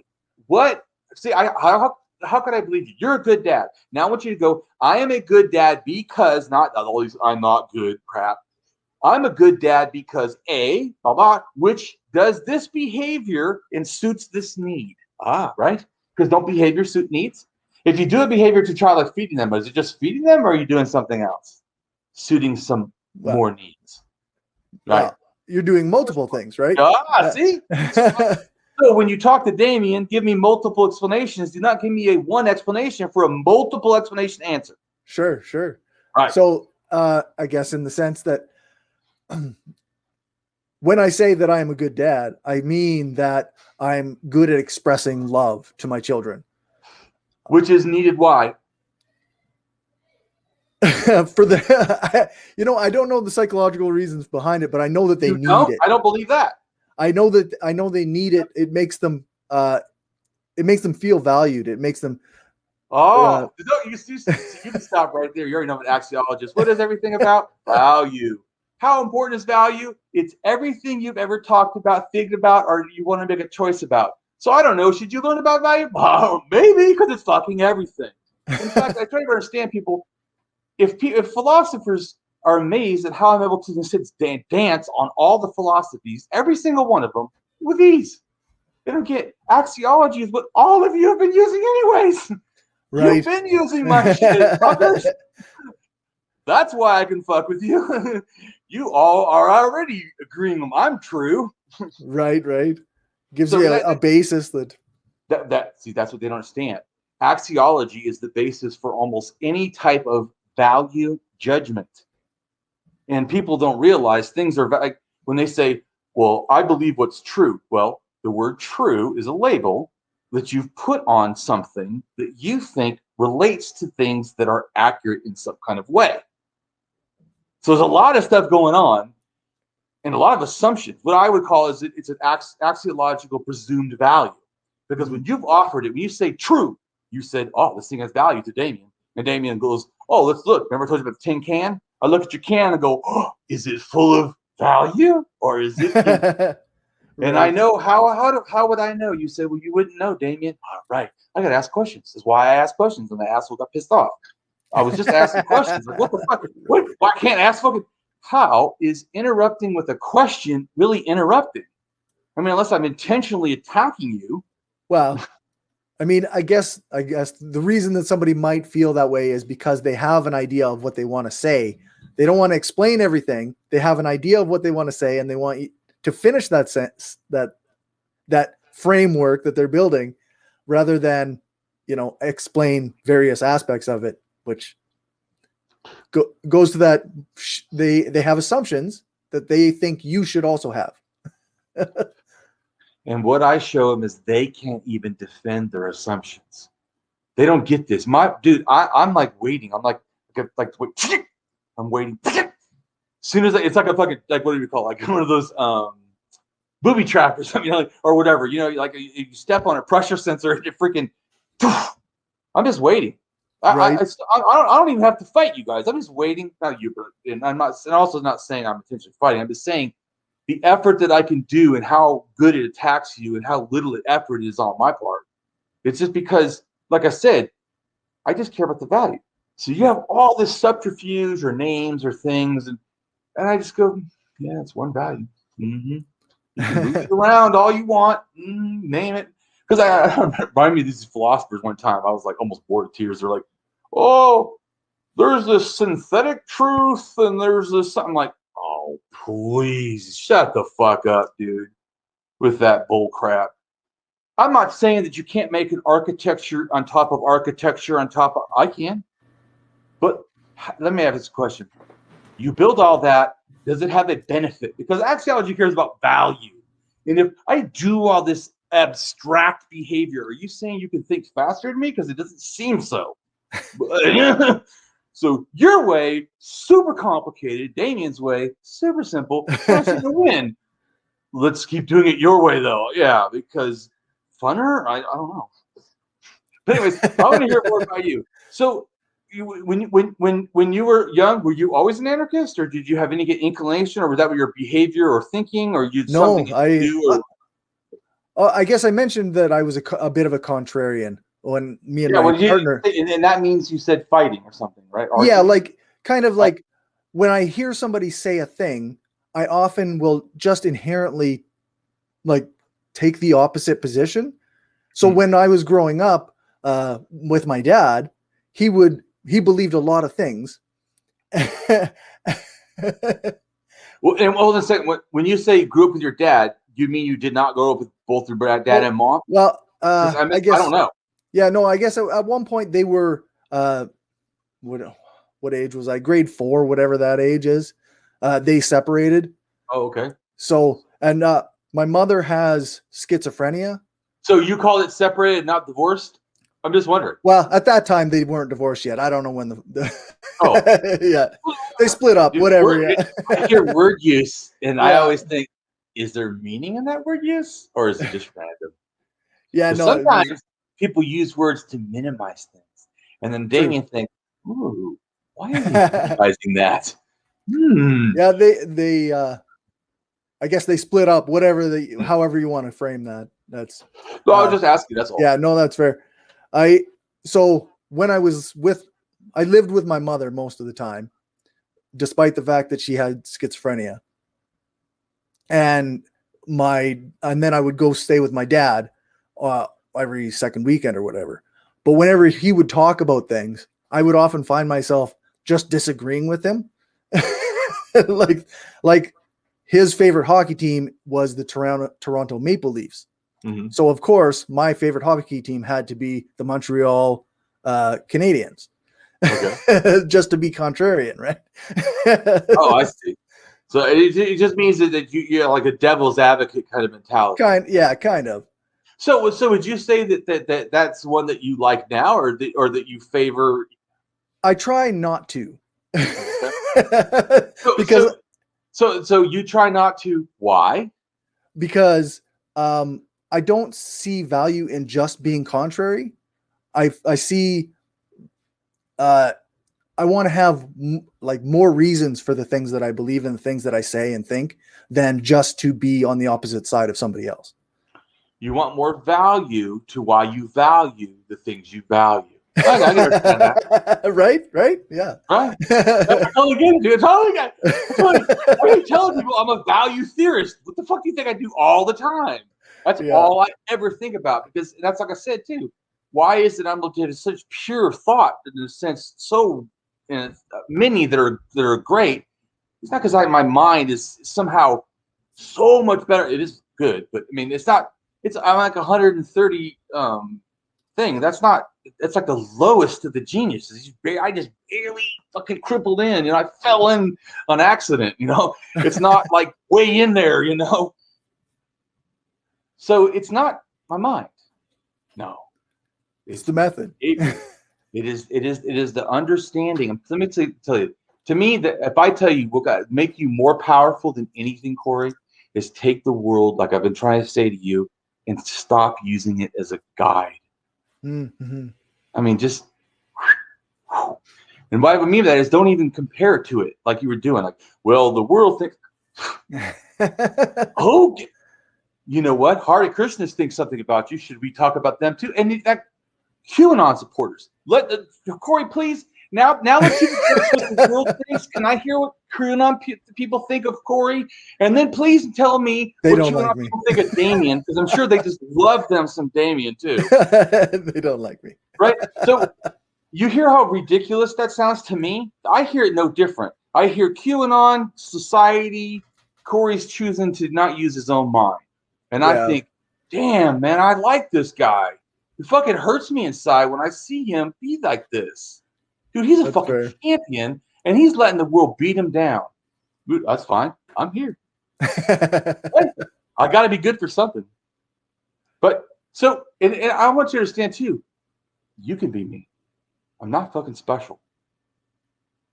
What makes me special is my willingness to help others is unbounding. As long as you have such purity of heart, you too will be just like me. My power is not power. It is the true power, which has always been the power they are afraid of. Just think, how many movies do they use to promote violence? Oh, Shitload. Yeah. It's not just that society likes this. The military fucking loves this. Wants you to be as toxic and as violent. It wants you to be as mindlessly wanting to kill like it's no big deal. Bing, bing, bing, bing, bing, bing. Like fucking doing, Risk or something. A board game. They want it to be so. Yeah. What they don't want you really to do is they don't want you to learn shit like the Damien says. That's why I'm banned for a year on freaking Facebook, but yet they're going to let Trump back in. Yeah. They may not let me back in. LinkedIn's already banned me a couple times. Pretty soon they're going to ban me again. You know what they tell me? This is what they say to me. I post inappropriate content for LinkedIn. Yeah, they've blocked a lot of my anarchist shit. They won't even let me post some of my links that have anything to do with some kind of anarchist stuff. Well, because sometimes it's more tastefully aggressive, I should say. Because I like to be fuck you and roses. Yeah, that's good.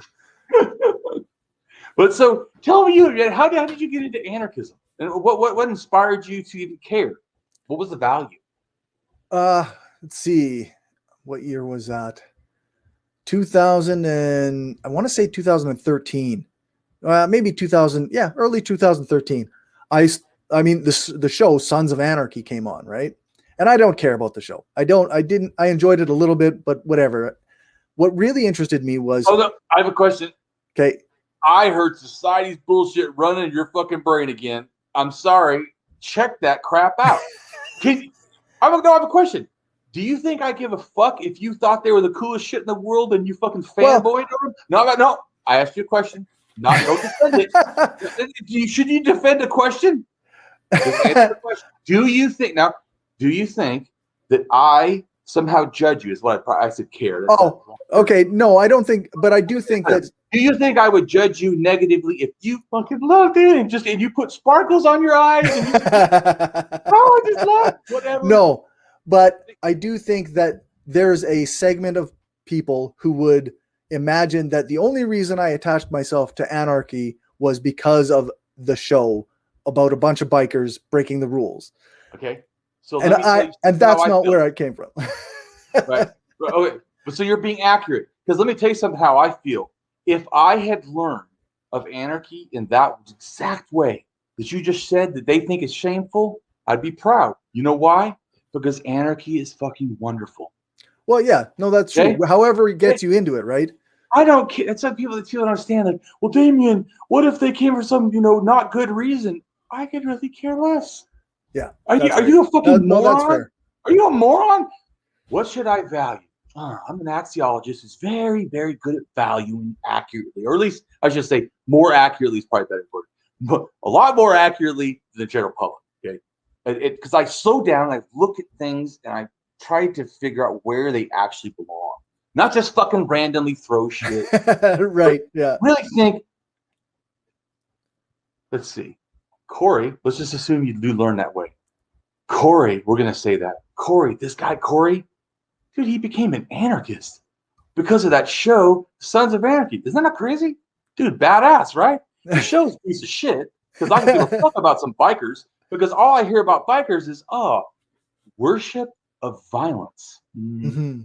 Those aren't good people. To me, good people? I have to, you know how much time I have to go watch people be bad people? I already did it in my life, by the way, so I already was a bad person. I don't have to go watch someone do it.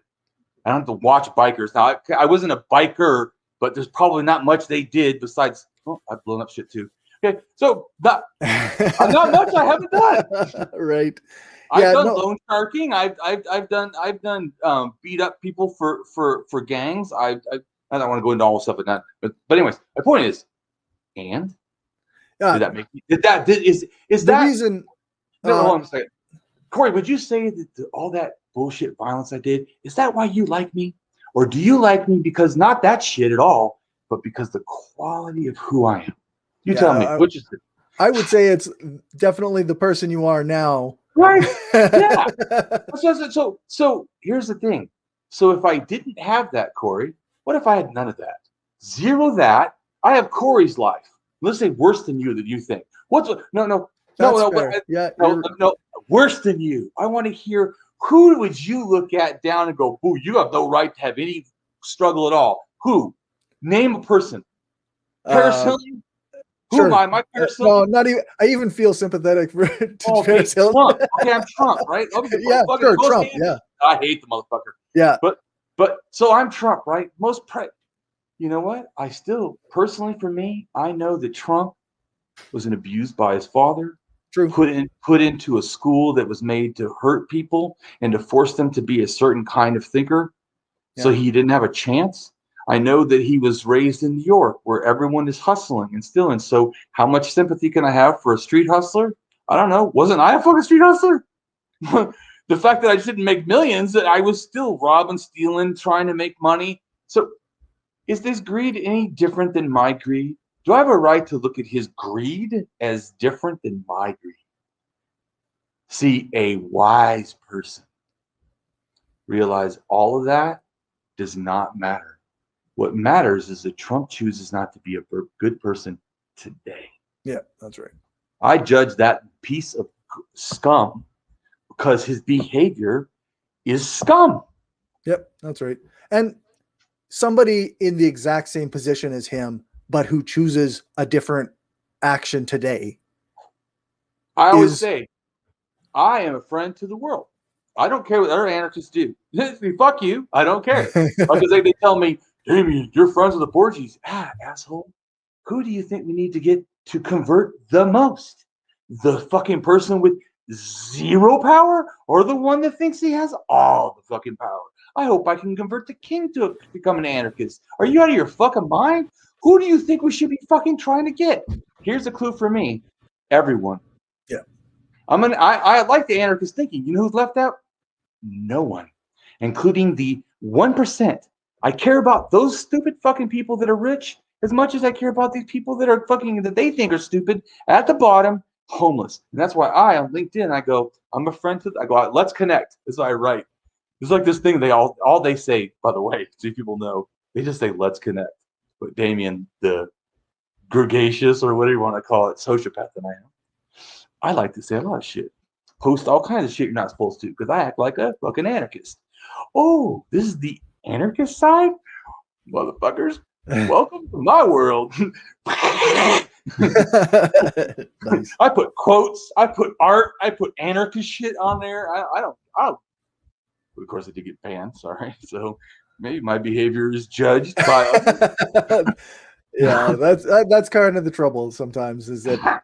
But I feel like, where am I supposed to protest? You say that I can protest. You say you support free speech. I can't protest. Am I attacking people? I can't say I'm an anarchist. What's fucking scary about that? Yeah. What? Because I don't like to the status quo. It's very scary. Well, I'm a free person, and not this bullshit like these anti-capitalist, not anti-capitalist, these capitalist assholes, these supposed pseudo-anarchists, those fakers, and caps or whatever. Oh, and craps. What was it? Yeah. No. Anyways, to me, what's really crazy is I love to say to them because I love fucking with those dudes. Once again, you want to be my friend? You want an ANCAP? Come on. Fuck with your mind. But see, my attitude is different. In other words, like, and I'm not, see, now, if you're an ANCAP, but you're a racist, you can go and fuck off. I am anti-fucking racist. I'm anti-homophobic. You're not going to fucking be abusive. You can think different. But you're the fuck not going to be a bad person on my fucking page. I'll fucking block your ass in a heartbeat. Yeah. But that I won't tolerate. Different thinking, you need to be schooled. Being a bigot, you're gone. Yeah, that's no good. Yeah, no, that kind of person, because I'm even willing to accept that there could be an anarcho-capitalist who's a good person. I haven't personally met one. No, I was kidding. They might be a good person-ish. I'm sorry, I shouldn't do that. I don't mean to pick on anarcho-capitalists, because to me, I feel like some of them truly, they have a good heart. It's just they don't understand. Because like I was saying about you, you're an anarchist. You're the right thing, but still thinking wrong. I mean, you're still thinking like the master wants you to think. Yeah, you're no good. Who would say that? I don't know. Donald Trump would say that, right? So the master told you your life didn't matter. You took their word for it.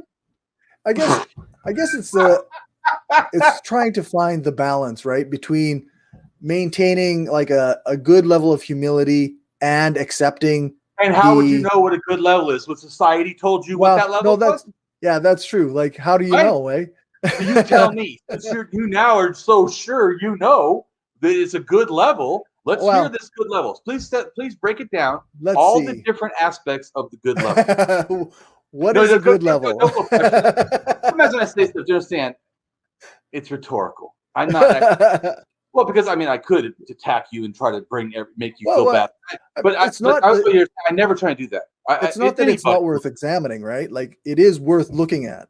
Yeah, everything Damien says you should be thinking about, because I bring up all kinds of stuff you should think about. But you know, the biggest thing I want you to understand: you don't have to do anything. Stop being the world.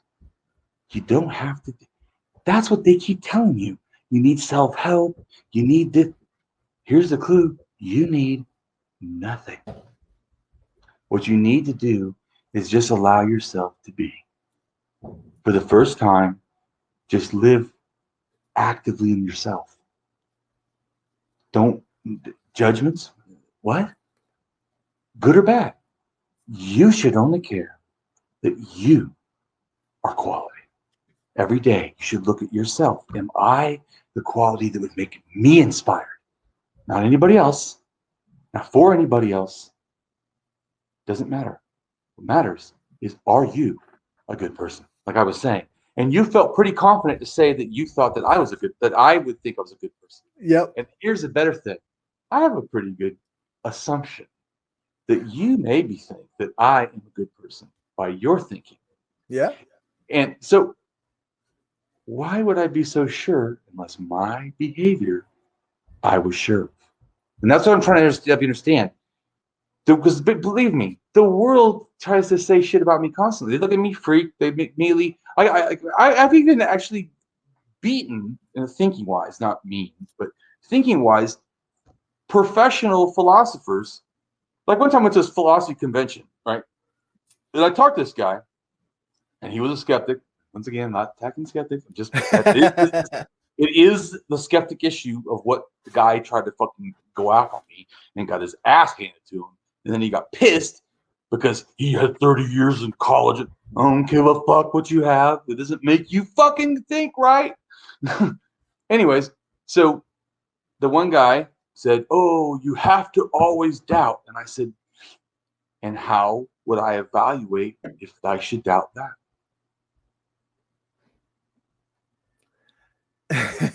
Anyway, so I'm not going to go into the whole thing because I can also go why my thinking is better than skepticism. Sorry, but it's that I use skepticism. But to understand, when I use skepticism, just so people understand, I use it. I'm not devaluing it as a thing. I use what's called methodological skepticism, which is basically like a sentence. Don't think of it as a thing. That's why, to me, when people say I have a thing, I'm like, it's a sentence. Basically, skepticism to me, methodological, everything always is open to question. That's it. Done. Well, that's right. That's it. So when someone says they're a skeptic, to me, it's bizarre. Just me personally, and I don't try to say it to be offensive. I just say it's so bizarre to me. Like, what? Because to me, it's like a cliff note. It's like, only you can prevent forest fires. You know, like true and not that beneficial. Not everything that's 100% accurate is 100% valuable. I'm not actually in a position to start a forest fire at the moment. I'm like, true. Camels that walk through the desert should drink water once a day. You're like, okay, good for them. You see what I'm saying about some things can be said and like, well, that's true. They get all, and it's fucking meaningless. That's why sometimes when people talk to me, and I'm like, just be nice, Damien, to walk away because we're so fucking beyond what you understand that to try to explain to them, they just feel I'm being mean. So I just go. That's why I said this one guy. He said, Damien, because I've heard this statement before. Whatever can be destroyed by the truth should, and I would add, and you should always remember that we're dealing with people. Yes, that's right. Yeah, that was. I would add that statement is fine, yeah. Except we always should remember that we're dealing with people. Yeah. Because I always say, is your goal to destroy an idea or a person? Because my goal is to actually help people. Yeah. So exactly. If my thing is this, let's say this as to an atheist, right? There's a kid in need who's religious, and there's a fucking apple, and I have it, and I don't even know how I need it. Would I give no, you can't give that kid an apple. Or would I tell them their beliefs are bullshit? Which do you think I'm going to do? How about better than that? What would a good person do? Right, eh? The answer is so obvious. But that's what I'm trying. Which is actually, that's my teaching style. It's called dialectical rhetoric. Dialectical is truth. Rhetoric is motivation. Truth, motivation. What I do in my type of teaching is truth, motivation. So when people say you can't teach people the truth, I'm like, sorry. Sorry. You mean you fucking can't? Don't talk for me. But anyways, so truth motivation, because what you basically do is you take a truth and then you arrange the logic so that even the dumbest person who was intentionally trying not to think will still go, it does kind of make sense. And so people are like, well, how do you win people over? I could do half an hour talking to me and you're going to have an original thought. It's a guarantee. And what happens when you have that original thought, to me, I'm not pushing atheism or anarchism or anything, but yet I'm pushing it all. Yeah. Because it's about freedom. Anarchism is about freedom of the person. Atheism about freedom of the mind from religion. You know, like you said, what is feminism, Damien? Freedom of bondage from this cultural bullshit that men are somehow gods and women are nothing, or whatever the fuck that nonsense is. Exactly. Yeah. But so it's freedom from that. So when you say feminism to me, I think fucking A, because what I hear is someone who supports freedom. Yeah. Just like you said, ableism. Oh, as being a person who has to sometimes be in a wheelchair, believe me, I'm very aware of how fucked up society is about ableism. Right, eh? Crazy. If I'm standing and walking, people are terrified of me because I'm fucking big, and I told you, I give off this, I'm the fucking person. I'm gonna fucking kill everybody. I don't know, I just give off. This is so weird though. Some people, they don't hear that at all. It's so weird how some people, it's the exact opposite. They're like, oh, you're such a teddy bear. I'm looking at them going, okay. Yeah. That's wrong too. Both of you are wrong. What I really am, if you ever see the show Hellboy, that's me. There you go. The person that was invented as a demon. And I should be killing people and horrid. And yet, I'm trying to save the world. There you go. And people treat me bad, right? They still call me names and still look at me as a demon. But I'm the one trying to help. And they still put me down. This is what I tell people when they say about the struggle. You know what that makes you realize? The struggle only isn't more important.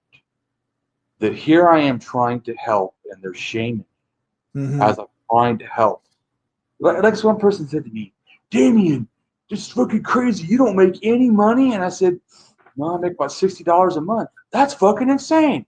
Yeah, but I don't charge anyone. That's $60? It was actually $150. And people were just giving it to me. What'd they get? Nothing. I don't give anything. Right. Yeah. I tell people, you want to donate? You donate.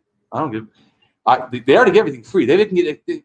But I understand. It's not because I think I'm special or trying to do something crazy. I'm actually trying to use my entire life, every fucking part I can, to teach people. Right. People understand, like, oh, Damien, you're talking about your life online. Here's the news flash. I don't give a fuck about your opinion as a sociopath. So it doesn't make difference to share it with you, because if you like it, don't like it, I still feel don't give a fuck. Either way, don't really care. I told you, the only opinions I start caring about are people I care about. Cory says something, it'll matter to me. Some random person, unless they start being super nice to me, and I'm not saying that people online can't get to this level, they can't. Be nice to me. I know it's crazy, but if you're sweet and nice to me, I might like you right away. That's the thing. Like, a person whose opinion you should value isn't going to give you shit for just sharing your life with other people. Like, dude, I've been called out. In fact, one dude I'm now not friends with, I unfriended him. I actually blocked him, but because he told me that I need to stop sharing so much because, you know, it's not fair to just link it. I blocked him. Yeah. Oh, what was that? I had a person I thought was a friend and a safe person tell me that I'm not safe anymore. Oh, I need to get out of that thing. It's unsafe. Woo! I need to be gone. It's unsafe. What do you mean you don't support me? Oh, this is unsafe. Oh, thank you. Whew. Yeah, get rid of that shit. That's all I hear is, "Ooh, I'm not safe anymore." That's why I told you I appreciate you. Make me feel safe, Cory. And that's the same thing with it, right? Are you trying to? Not intentionally. But I want you to feel safe. Because I'm that important. No, just kidding. No, I want everybody to feel safe. I don't, you know. See, so this goes back to why you treat your daughter well, isn't it? You just said it. You just said it. Say it again for the class, because I don't think they heard it. The people in the back. I want everybody to feel safe. See, that right there, I realized when I told you. But remember I told you how I found you? If you don't remember, that's fine. Yeah, no, I might not. I'll tell you. Okay. What it was is you had liked something on Instagram. And as the people know, I don't friend anyone on Instagram because to me, I don't want you to have any bearing on what I post. Not any. That is for me. I'm giving everyone the privilege to look at how Damien sees the world. That's my, in a sense. That's how I wasn't trying to be mean or against you or against anybody. I'm just trying to say that for me, I was wanting a place I can, because the reason I say this, because people have told me on Facebook, don't post cats or don't post flowers and stuff. just post, atheists or anarchists will say, just stick to the. And you all can go fuck yourself. Yeah, that's also why Damien decided, you know what? I want one place that I post the shit I want to post, and I don't really give a fuck what anyone thinks. Zero. No one. In fact, I'm not even be friends with anyone. It's a distinct thing. I wasn't trying to be a dick. I was just saying, I want a place that I can just be me. And the world is, I'm giving them a gift. You get to see, and there's probably tons of mountains and flowers and cats. Oh, yeah. But that's me. You're finally getting to see just Damien. Not trying to be Damien the anarchist or Damien the atheist. You're just seeing Damien. That's just me. And that's what I wanted, something that was special, that's just me. That you're my Instagram, you're seeing a Damien that I'll show everybody in a sense, because it's got everything. But that's how I think. I think like an ocean, man. Fucking raging. Flowers, anarchists, voodoo, dude. That's awesome. Feminists, help the kids, fucking starving in Africa. I mean, my mind is like this, fucking all over the place. But that's what I like about you, man. I feel that passion. See, do you have to have the same volume to have the same specialness of words? The words could be quiet, right? If I line them online, no one hears them, but it still touches people. So it wasn't the volume. So you don't have Damien's volume. Tell me the greatest thing you've ever told someone that just inspired you. Jeez. My mind automatically goes to like, well, what was something that I said that was really profound, but it was probably something simple, like, I love you and support you. Like when you say that to people, it really makes a difference. Give me an example. Right? That's too general. Give me an example of when you did that very thing. That I told somebody that I love them and support them? Yeah. And you could tell 10 people. I want to hear one that changed them. So when you told them, you saw them change. I've done this. When I, like, online, I talk in a way that seems bizarre, but we watch how the people react. Dude, they start loving me. So I know what I'm talking about. What I say is what matters. Like, say you do something, even like, let's say you do something, you challenge me, right? Damien, that's not true. And I go, I really appreciate that you feel safe enough to let me know how you feel. I value that. The person, I've actually taken a total attack, turned around, made it loving, and gave it back to them. You know what they think from that point on? Do you think it's still attack? Seriously? Seriously? You think they can attack me after that? Sometimes they do. And then I go, you know what? That's a very good point. People probably don't listen to you enough, right? And dude, I can work with I'm like digging little trenches under there. They're falling in the holes. Right. Yeah, they but once again, I don't do that. Even that, when I do stuff like that, I don't do that to try to, like, my goal. See, it's like a con man would, if I had my ability, would do all that and then destroy people or take advantage or coerce or whatever. Right. I don't do that. What I do is I go take them away. They fall in the hole, and then I go next and I go, hey, would you like a handout? Like one time I was talking to I'm not going to say who it is at all, so I don't want to shame the person, because the person could feel shame, and that's not what I want to do. So there's a scholar that's very high. I'm not going to tell you what kind, so that way it's even harder to figure out who this is, because that's not the person. This doesn't matter. It's the point of what I'm trying to say. So I had this scholar is, in a sense, if you looked on paper, has like 5 or 6 degrees. And Damien's got a little bachelor's in arts and psychology and 7 classes in his master's.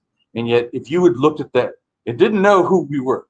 You just didn't know names. You saw the writing of who's writing to who. No one, including the professor, would think that I was anything but the instructor. Right. That's how, I would just complete dominance over this person's thing. But this is what I want to show you.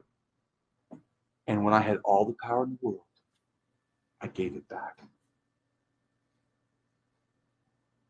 I destroyed this person. And then I gave it back. And I said, here, it's not mine. When they felt that, Guess what they thought? Cory knows the answer. Damien is a good person. Guess how the feeling of the argument went after that one? A little fucking different. Yeah. Because that person had a new thing for Damien they never had before. They had respect. Let me tell you something. When people respect you in a deep way, it's like love. They'll do a lot for it. And they'll trust you a lot. But to me, I also say that also means the person that's getting this respect has a massive amount of responsibility. That's why people are like, oh, it'd be so great to think like you. No, it wouldn't. You don't want to think like me. It'd be a fucking nightmare. Would you imagine the entire time your whole life you have to be careful? It's like walking on fucking eggshells everywhere you go. Because you know why? I could hurt people constantly. And to me, that would be a bad person. And so I have almost nightmares of walking around hurting people. So I try to do actively different. Every morning I go on LinkedIn and I try to make the world fucking happy as shit. You matter. You're valuable. Wonderful. Great job. That's a good new thing. You're wise. Oh, good. Yeah. Help friends. Yeah. We rise by helping each other. And these aren't, and I also understand, I'm not saying this in a frivolous way. I really do enjoy it too. Because I know that all these are like little Easter eggs. I'm dropping little candies. And they're like, oh, wonderful, Damien. But it is wonderful for them and for me. That's all. I'm not trying to trivialize it. It is wonderful. That's what I'm saying. Instead of worrying, right, about me possibly hurting people, I do the exact opposite. I go and help. Actively start doing good. So every morning, I go to about 30 or 40 people and make them feel amazing. That's a good person. Yeah, that's a good, who good can't project. But who can't do that? I'm trying to show people I'm not amazing. Who can't do that? My only thing that's amazing is I keep saying things you guys don't think of, but that's it. Right. Once you understand it, why are you not now doing this in your life? You know what you can also do? Let's say you can't. I can't do it online. Oh, really? So do you have family? Start doing it with them. Yeah. Start randomly telling them good shit. Period. And every time they say something toxic, see it in a new way. See it as not an attack, but a person in need calling to you. Yeah, there's even like you can set aside like various tools. Like if you need to set a reminder, to say, something super supportive to your family or supportive to your family, set that reminder. I mean, that's not that hard to do. And then you go and you do it. And you know what you just did there? You actively came up with a new idea. Did you not? Well, you certainly said something new. Have you said this before in your shows? Not on my shows. No, I never. So I inspired a new thought. And look, here's the greatest thing I would try to show people. Do you see how you became empowered? You gave me an idea. Right? Yeah, that's there you go. The key. It is not for me to be empowered and show off. It is actually for me to try very hard to make others become empowered to where they can start telling me with the confidence that I do. And that is what you did. You didn't question, well, maybe you should do this. You said, you should do this. And I was like, yeah, that's what I'm well, I mean, I want to hear a non-slave talk. I know that setting reminders for scheduled events works. So why wouldn't it work for like I can't think of a And what a wise thing for Cory to come up with that. And even better to not hide that idea into himself, but share it with us. Wonderful. And you know what's so crazy? Everyone thinks like I'm good at thinking. Let me tell you something. I'm not good at being organized. My brain is like fucking hurricane trying to grab ideas out of it. It's right. So what you said helps. And I actually do something very close to that. And also, just so people know, my wife has had her write things on the wall with little sayings. And some of the sayings that I say, I would say a saying and then she would write on the wall and I would read it every freaking day to myself. You rise by helping each other. I would say it, but I would say it like it meant something. I was talking about your life.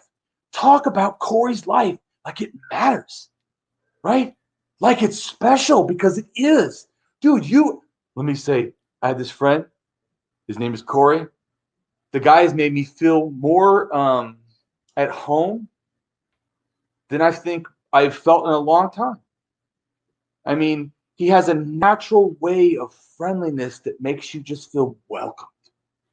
That you just feel you're no longer alone. It's just that the air of solidarity that you feel just because he's active listening and it's just is understanding his care. And even when he doesn't understand, he still tries to do, affirmations of respect. And that he's amazing. This dude, and he's an anarchist too. Can you fucking believe that? It's cool as shit. Right? Hear you through a free person's mind. Don't listen to the masters. Do they care about Damien? Speaking of which, you know what they think of Damien? Damien's a fucking loser. Damien could be rich. I'm fucking good at psychology. Dude, I'm so good at psychology. I would be famous as fuck. Dude, I told that one, there was one test, right, for psychology. I took it so fast, the teacher did not believe me that I had finished it. He thought I was just not lying. He thought I was just wrong. Like I had missed the other side. So, I mean, that's how he thought it profound. He said I actually did it faster than anyone in the history of that school. I did it like this. He gave me the test. 15 minutes later, I turned it back in. He's like, "This is a 3-hour test." I'm like, "Well, I'm done. Do I have to wait 3 hours? Can I go outside?" Can I leave, please? And he's like, "Don't you want to make sure?" I said, "I don't need to make sure of nothing." He goes, "You're sure on answers?" I go, "I'm always sure. Because if I wasn't sure, I don't make an answer. Right. And if I do make an answer I'm not sure of, it starts fucking bothering me a lot. And I keep thinking about it, and I might come back, you know what? I talked wrong." My mind, as soon as I do that same thing I try to do, that's what I'm trying to show you with bad behavior. I don't have to accept it. When I see myself doing it, even in the middle of doing it, sometimes like, whoa. Yeah. Fuck. And you know the best thing to do? You know what the best thing to do is to openly admit, "Boy, I did wrong." Say it exactly. Be accurate. I did this, and this. Because it is not for other people. You need to get humbled yourself and not hide from correction. If you hide from correction, you will be in error. Yep. So the reason why I'm good at like my thinking often too is I welcome correction like it's life itself. I beg for it. That to me is a truly wise mind that welcomes being wrong. I guess one person said, "This philosopher reminds me." I just recently said this. I think I sent it to you too, but you may not read it. But because hey, it's not my fucking words. Who gives a fuck, right? It's not Karl Marx. What the fuck? Who am I? Fucking people watch. Watch what I have to fucking say. But anyway, so here you are, right? Not reading my stuff. But anyways, what I had done, okay, some people know. I kind of forgot. See, I'm not perfect. I fucking forgot. No worries. But see what I'm showing you is even my failure is actually a turning for a new tool. Because shouldn't you be that welcome of saying you're wrong when you make a mistake? Shouldn't you be that? And do I seem ashamed? Do I seem like the world wants me to be like, "Oh, I'm such a bad thinker. I should be afraid"? And I go, and people are like, "Damien, you should be worried. You make so many statements." I go, and you know what's funny?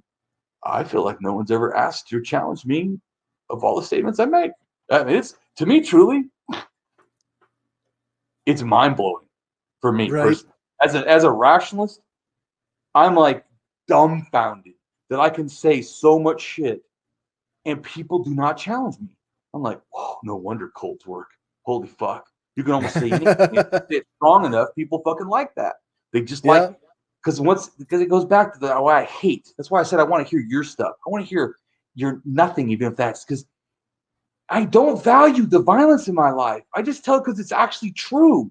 But people, I wish it wasn't. I wish I had Cory's life, or worse than that. I wish I had whoever Cory looks down and goes, "Dude, your life is nothing. My life was worse." Whoever Cory thinks his life was worse, I wish I was that person. Because I wish I did not have the horrid fucking mind of trauma that I have to live in. It's like living in a bad neighborhood and I can't get out of it, man. It's gunshots and murders and shit. It's fucking horrid in my head. So guess what? You know what I appreciate a lot, Cory?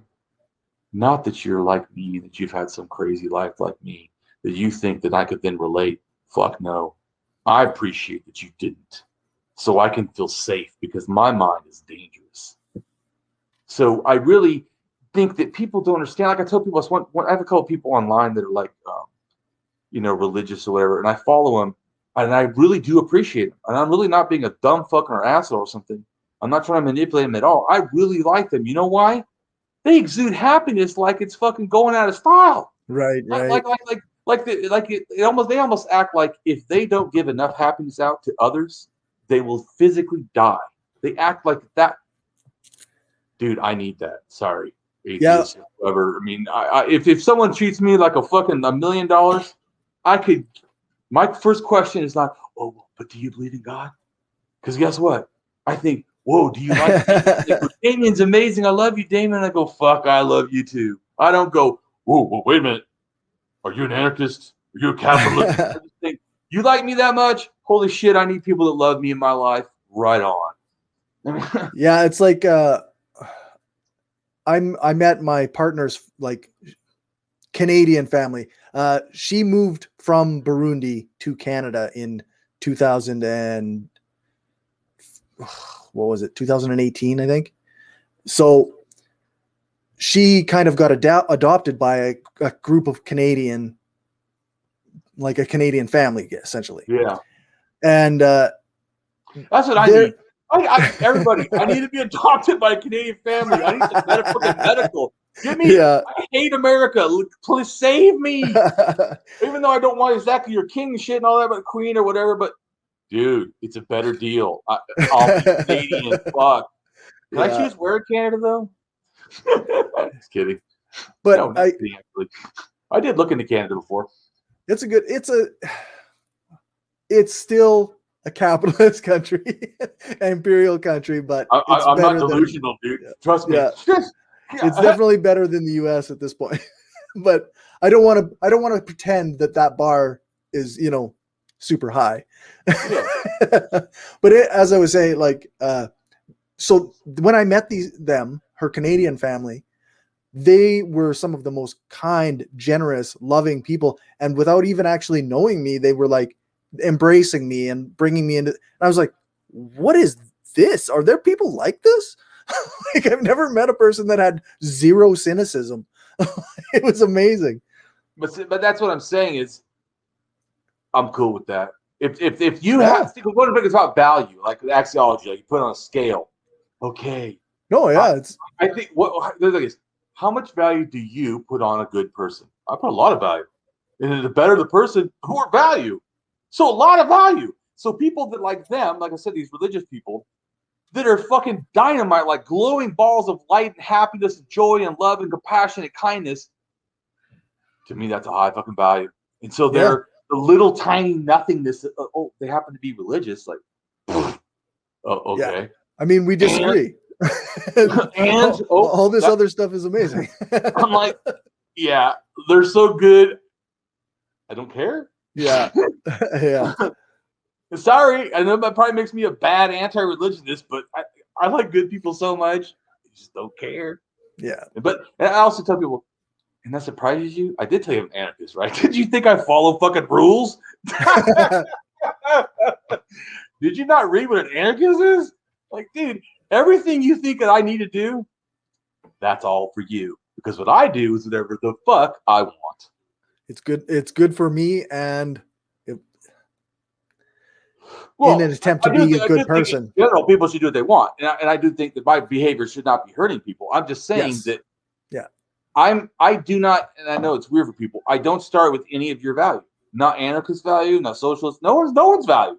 Damien's value, and I told you already. What's Damien's most important thing? Damien cares about being a good person. Yeah. I know I make my philosophy just so complicated, but it's too hard. Be a good person.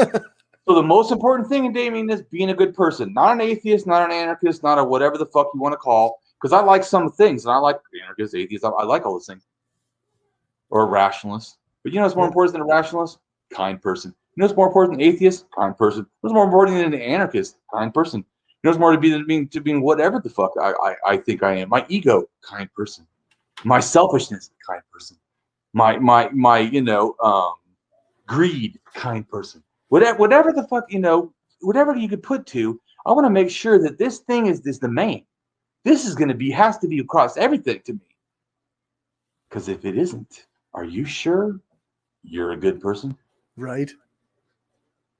Because then people go, well, he's a good person. I'm like, right. And you're saying the one thing he did, molest children, he's still okay? Sorry, no. Oh, it does matter, right? Fucking your behavior can end a fucking dime. Yeah. But so character is this thing that we project out to the world. So, and they go, oh, well, that doesn't really matter, Damien. Oh, you don't think so? Go ask some people on fucking LinkedIn or Facebook what they think of Damien's character, and then see how much it doesn't matter. Yeah, people that are, other religions actually promote me actively. Weird, huh? They share my stuff. This crazy anarchist, atheist, anti-religionist. Because even David Silverman goes, David told me, Damien, don't say anti-religionist. Just, I know we are, but don't say the anti-theist they can accept, but anti-religion, it sounds too extreme. And I said, dude, I am extreme. What are you? And they said, well, we don't want to seem like, you know, what did he say? Something like crusading for atheism. And I said, because I'm a crusader. And you get, this is actually, I think it's so weird. When I laugh when the world tries to put their value system against Damien's, and I'm like, your pseudo value and my real value. Let me tell you something. I asked you a question. Is it important for me to be a good person? Yes, of course it is. What behaviors would make me a good person? Blah, blah, blah, blah, blah. Which of those are your Bible? Our holy book or whatever. Like, well, oh, so it doesn't lay those out really distinctly? Because if it does, cool. But the parts that it doesn't, it's not cool. And how about this? Are there parts that violate that?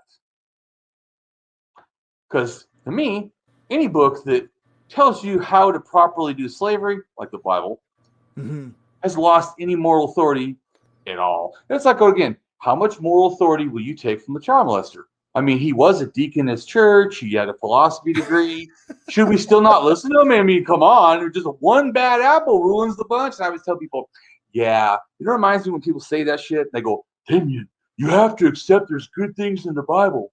And I'm like, who do you think you're talking to? I'm an axiologist.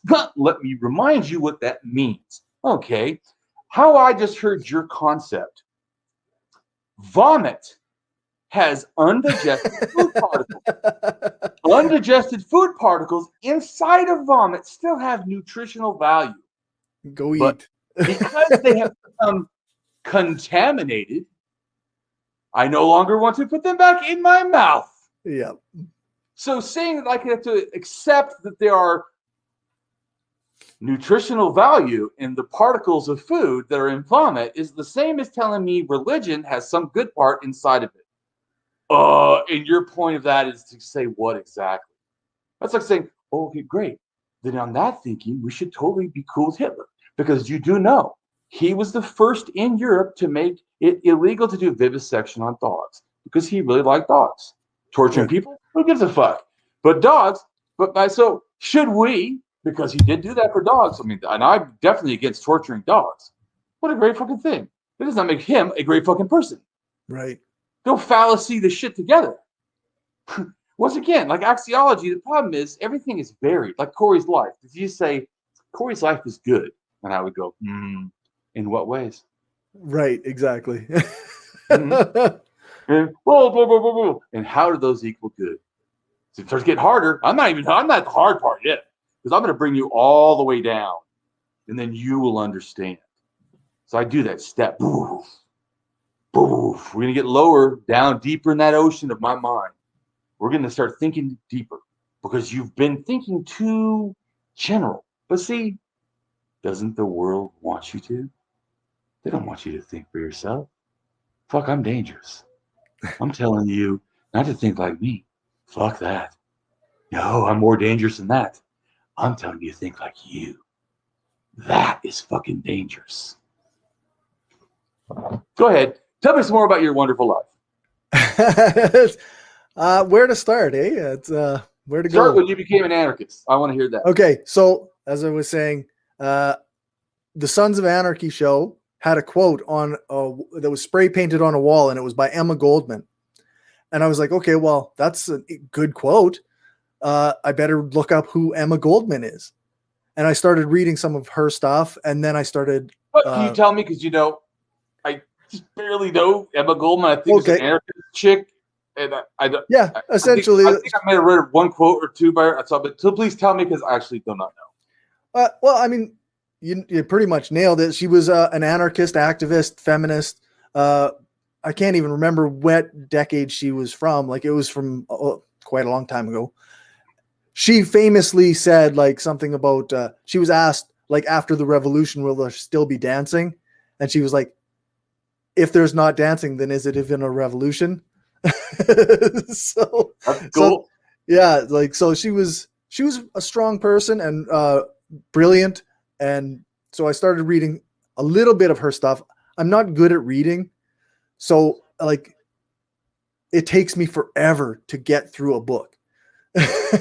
so I tend to then go on to like audiobooks or YouTube videos. I love audiobooks. Yeah. So there's a variety of places you can get that information. So that I started, the more I learned, the more I was like, hey, I think this fits the way I view things. By the way, I hope you got all this recorded, because mine did not get any of this. So oh no. I hope that you're getting this, because seriously, you're gonna have the only copy, because I actually have nothing. But this is all awesome, by the way.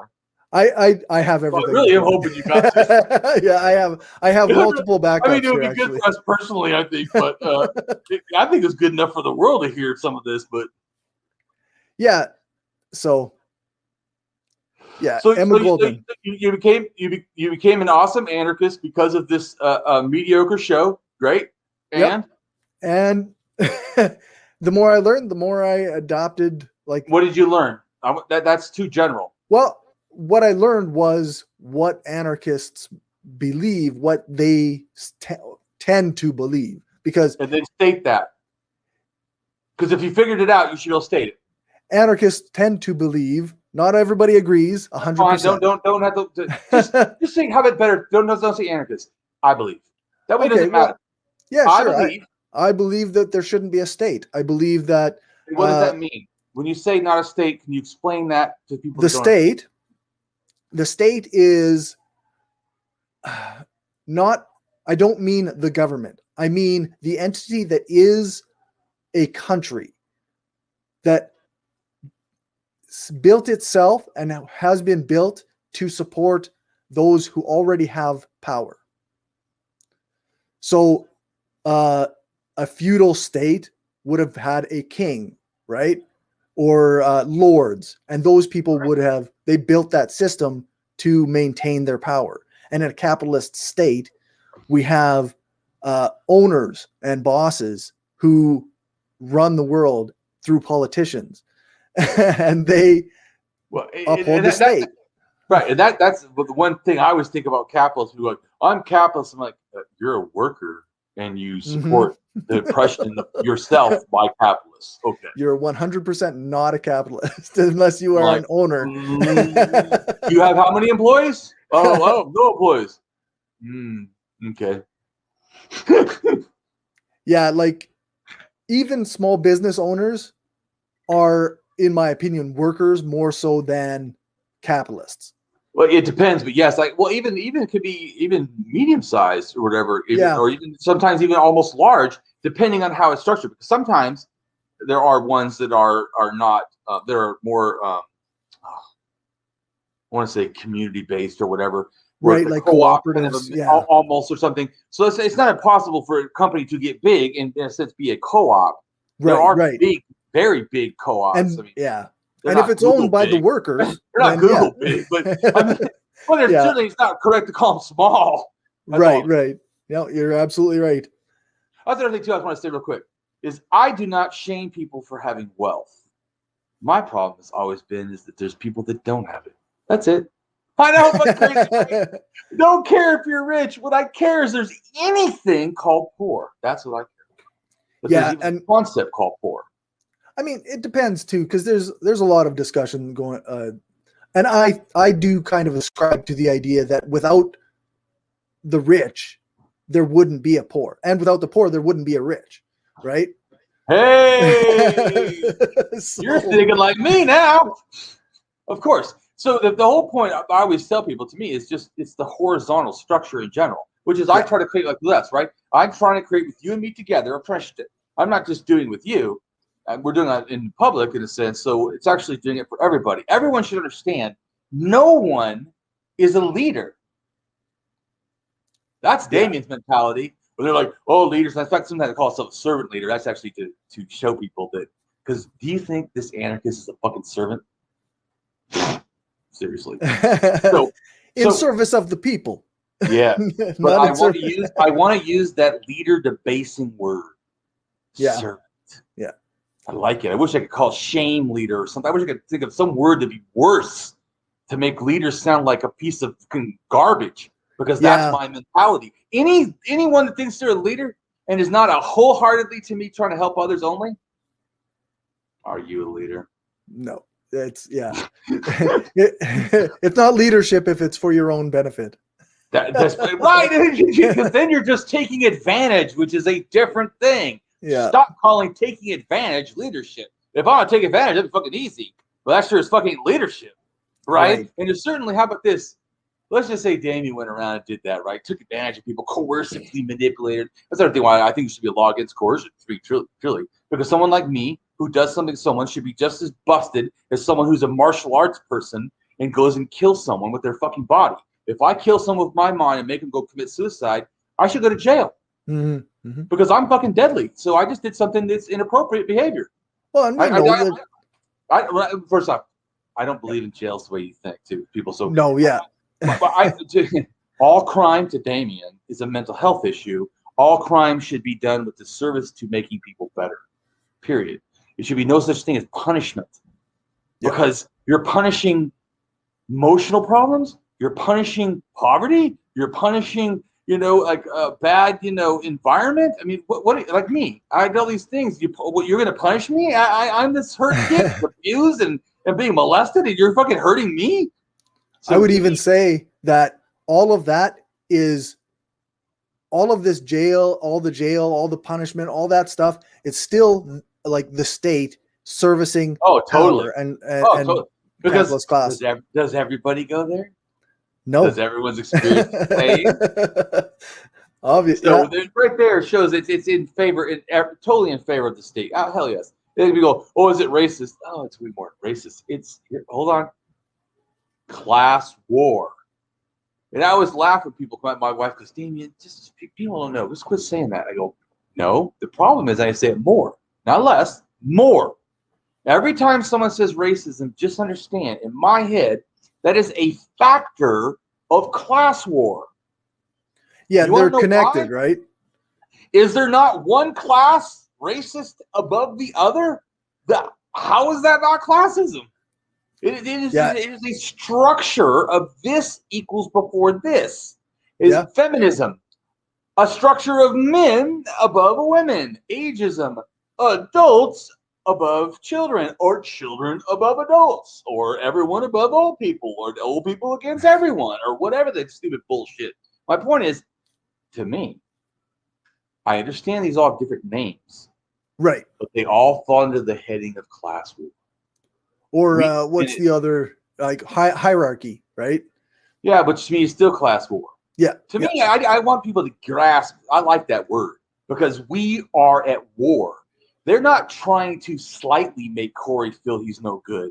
They are demanding Cory feels no good. They want you weak, Cory. You know why? A weak Cory's not going to be a problem. Right. If you're so weak and not a problem, they don't have to. Damien. How? Damien gets blocked from fucking Facebook and gets blocked from LinkedIn. And people, bigots now, I just go, by the way, it's so funny. Now, I don't even, because I've done so much fighting of bigots, I don't have much problem now. They see Damien is fucking moving around, they're like, they fucking stay clear. Because I go and I put a fucking Antifa thing, boom, stick it right there. Here I am, motherfuckers. Mm-hmm. What's up? I don't attack nobody. I see someone be a bully, the first thing I put my Antifa thing. Yeah, that's me. And then what? Yeah. And then I go talk to him. Hey, I have a question. You're a good person. And they go, I don't know what you mean. Oh, I'll state it again. Are you a good person? I just love when people try to think that they can somehow, dude, like, I was a street fighter. Do you think that I have any problem with a bully that thinks they're tough with words? Yeah, joke. But here's the thing too. Cory's tough son of a bitch. And Cory's even better than me, tougher than me. You want to know why? He never lived my life and he's still tough as shit. Now that's a tough son of a bitch. Someone who didn't even live my life and is still fucking tough? I had to do all this shit to get tough, and Cory, he just had to be himself, the amazing Cory. Some people are lucky, you know. I wasn't so lucky to be that gifted. So you found anarchism, and then what? And then what inspired you to start doing all this? So sorry, what was that?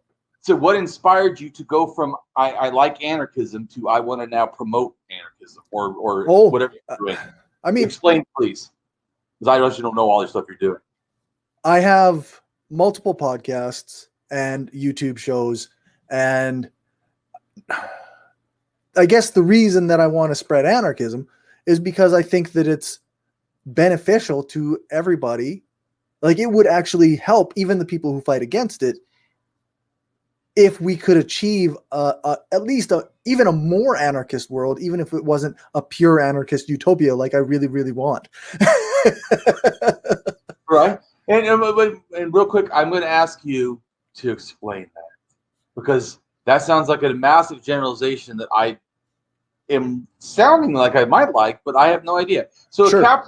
So capitalist utopia, I'm assuming, is this shit. What the fuck is, I don't know what utopia. If it was the 50s, you mean when nobody had rights, like women were fucking couldn't hardly vote, and blacks were getting like beaten in the street and dogs on them? You mean that? I think that it's possible that capitalist and utopia are contradictory terms. Yeah, I think so. Because, well, it depends. Rich thinks this is great. Oh yeah, they're loving this shit. In fact, they're even loving the pandemic. They're making more money now than ever.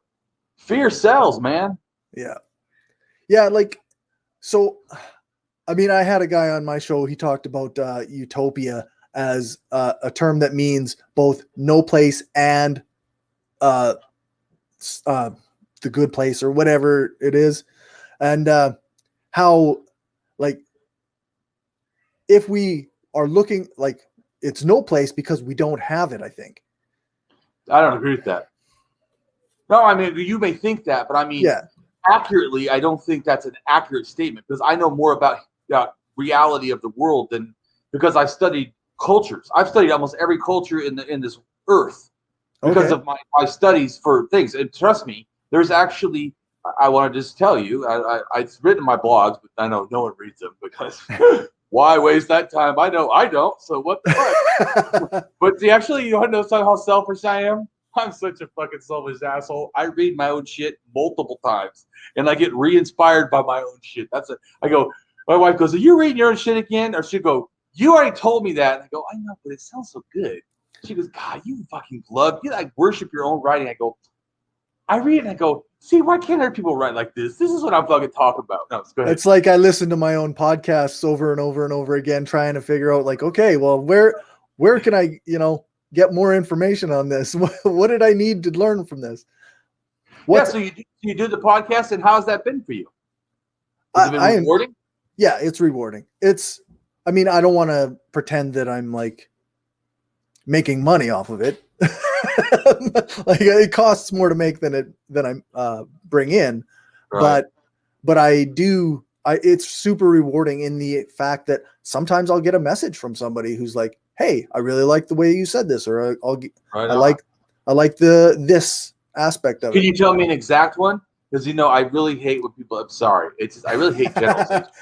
Off the top of my head, it's like if I was starving. Just imagine a homeless person comes to you starving, and you bring out the bag of popcorn. That's what I feel like. It's not that it doesn't do something. I want food, just not that great. So I'm like, can I have some fucking food? Off the top of my head, I've had I have had messages from, got a message from a guy saying that he doesn't always agree with me, but he's really glad that I'm doing the work that I'm doing and that I'm providing a counter argument to the mainstream narrative. So cool. So that was a nice message to get. Well, I appreciate this guy named Cory, because what I did is he had on my special account that I told you is all about me, only me, that people come on and want someone to comment on. But the Instagram, because I told you that's my special me. Yep. I saw Cory like something, and I saw the red and black, and I can't help it. I thought, oh, is that Anarchist? Because if that is, I'm gonna have to go check this dude out. And so I clicked on it. I went, oh, it is Anarchist. Oh, and he's an atheist too. Oh, I might have to talk to this dude. And then I looked at your pictures on it. Let's see, is any value? Oh, I'm done. He's got value. I'll contact him right now. People will be like, oh, what did you see? Great anarchist, great atheist, great philosophy. I saw a dude with his kids, and I thought, but that's the dude. That's the guy right there. All right, I don't even have to. I understand value. I'm like, okay, done. I already said at the beginning. Why are you a good person? You said I'm a good, loving for my father. Yeah, you know what? I noticed that in the picture, and so I went, oh, that's a good guy. I can trust that dude. I'm gonna contact him. Yeah. Yeah. It's what won me over had nothing to do with your anarchism. Well, not nothing. A lot to do, but what really actually sold me was this: you're being a father. You're being a loving father. Yeah. It looked to me in the picture like this is a genuinely loving father. I said, man, I like those kind of people. Yeah. I don't know if it's because my own parenting situation was kind of like strained. Like my father and I we don't say I love you. You know what I mean? But hold on. No, I don't, because I heard you lie. No, I heard you lie. You laughed. That's not fucking funny. That's fucking tragic. The fuck are you laughing? What are you, fucking Donald Trump? Stop that. No, Stop letting the master speak out of your mouth. It's not funny, dude. I know. I'm not trying to put you down, by the way. Yeah, no, I hear you. If I did the same thing, and only because I care about you, dude, I've done it too. But my wife, just me. Anything I've done to you, probably my wife has done to me. Everybody, don't think that Damien floats around on fucking fairies and shit. Believe me, Damien's a fucking demon that is trying to be a better human. And believe me, I make a lot of fucking mistakes. My wife be like, "Are you laughing at people suffering?" I'm like, "Yes." I'm sorry. Like, Damien, what a good person does? Don't you say you want to be a good person? Yes. No? You start acting right. It's like a good person. Yes. You're right, and it's frustrating. But you know what? We have to be willing to accept correction. I'm telling you, man. If I see a person like Donald Trump, you know how vile it is to me when someone will not accept correction? I just go, wow, scum. Not only are you not a leader, you're scum. Anyone who won't accept correction at all, it's just like scum. I don't care if nothing else in your life is bad. You're a scum for not accepting correction, because that means you're going to become this toxic piece of shit, which, of course, he is the example of quite nicely. But so you got this anarchism, and then you start to feel this passion to want to do something. What made you decide to do this exactly? I podcasted before. For what? Atheism and skepticism. That was my main. How did you get into atheism? Were you always an atheist? I wasn't. I always called myself an agnostic. What that term mean? At the time, it meant somebody who was in the middle, who didn't know what to think about God or religion or any of it. So I just called myself that because I actually, when I was a teenager, my dad and my stepmom, they got really, really into our local Methodist church. And they were like, I don't know, it was a daily discussion. Religion was part of our day-to-day lives. My stepmother and my father, they would just take a segment of our chore money, because we got paid to do chores, they would take a segment of that as 10% of that as tithing for the church.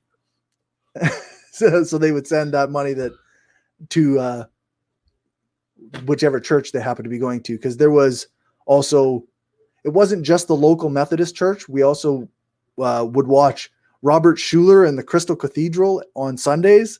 I've been there. Dude, I've been inside that thing. Seriously. It looks pretty intense. Like it looks amazing. It is cool, but it feels like you're like with a shoe salesman or something. I mean, right. It feels like cringy. Pretty wild, eh? Yeah, dude. So we have this new book.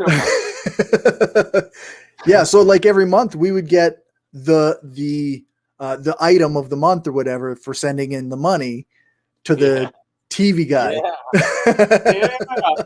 You gotta love that. I almost thought about maybe I should start a cult myself. Fucking set up some shit. Just give me money. I mean, fuck, it works for Christy Jenner or whatever her name was. Just get billions. Damien is not yet even rich, so help him out. Yeah, that works. Currently not rich. Send me money. Speaking of not rich, I always laugh on LinkedIn. Do so many like capitalists and like that. Well, it's LinkedIn. Anyways, but they'll come. I openly say I'm not, right? I mean, they think I'm like joking. They'll come in and like, I have this business proposal. You make $3,000 a week. You just have to work, 12 hours a day. And I'm like, I don't care about wealth. Like, we're going to pass this opportunity. Did you not hear this? I don't care. I'll make it clear. I am not wealth seeking. I am humanity seeking. If I end up with wealth because I seek humanity, I am not against that. But I am absolutely in zero ways seeking wealth. Thank you. And since yours a gets rich quick, quick scheme or whatever, that appeals zero to me. Yeah. But see, why? I bet you know. Why don't I like that stuff in general? Because it generally means you're not being a good person. Those people are trying to con people or cheat people. Let's just say, do you think that kind of behavior is the positive kind? Trying to see if you can be a parasite off of society? Like me, should I really try to use all my abilities to get all the money I can? If I did, would I be a good person? See, I would say no. That's why I didn't do that. That's why I actually did the exact opposite. I go, what would society think I did? I go, oh, they think I'd get rich. And I'm like, I'm going to give it all away for free. There you go. That'll fuck that shit out of their mind.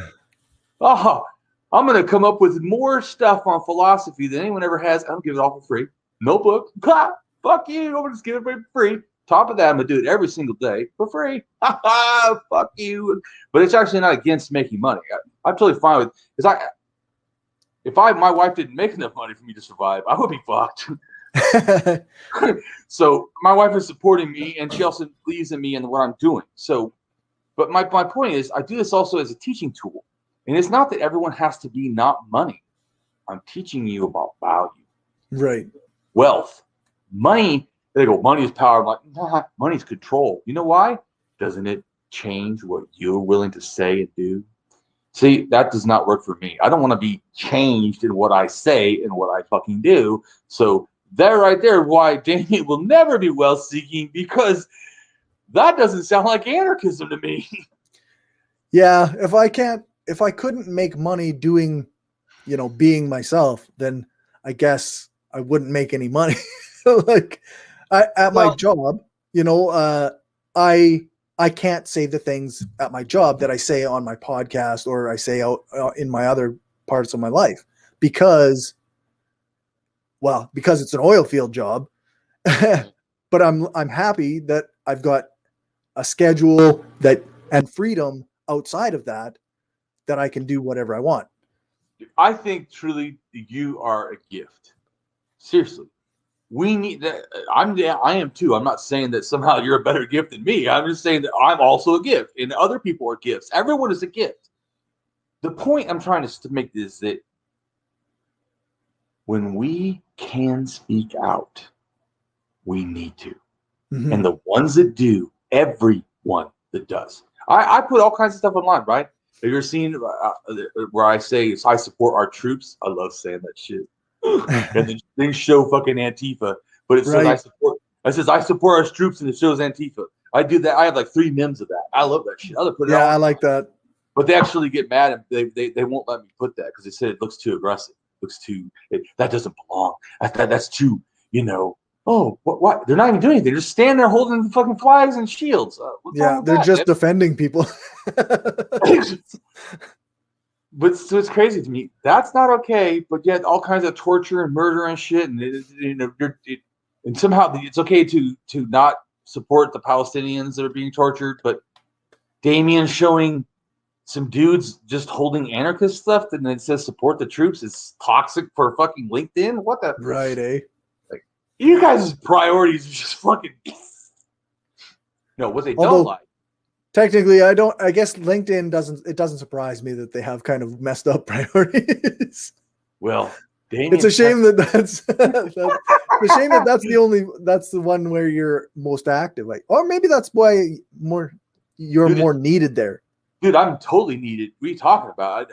How many anarchists do you know, or Antifa do you know that go to the UN and their human rights page, their LGBT stuff, their refugee page, and goes and defends people for the name and puts Antifa out like I put things that say I am Antifa. I flat out I tell people, yeah, I am. And well, Antifa, oh, I'm a good person.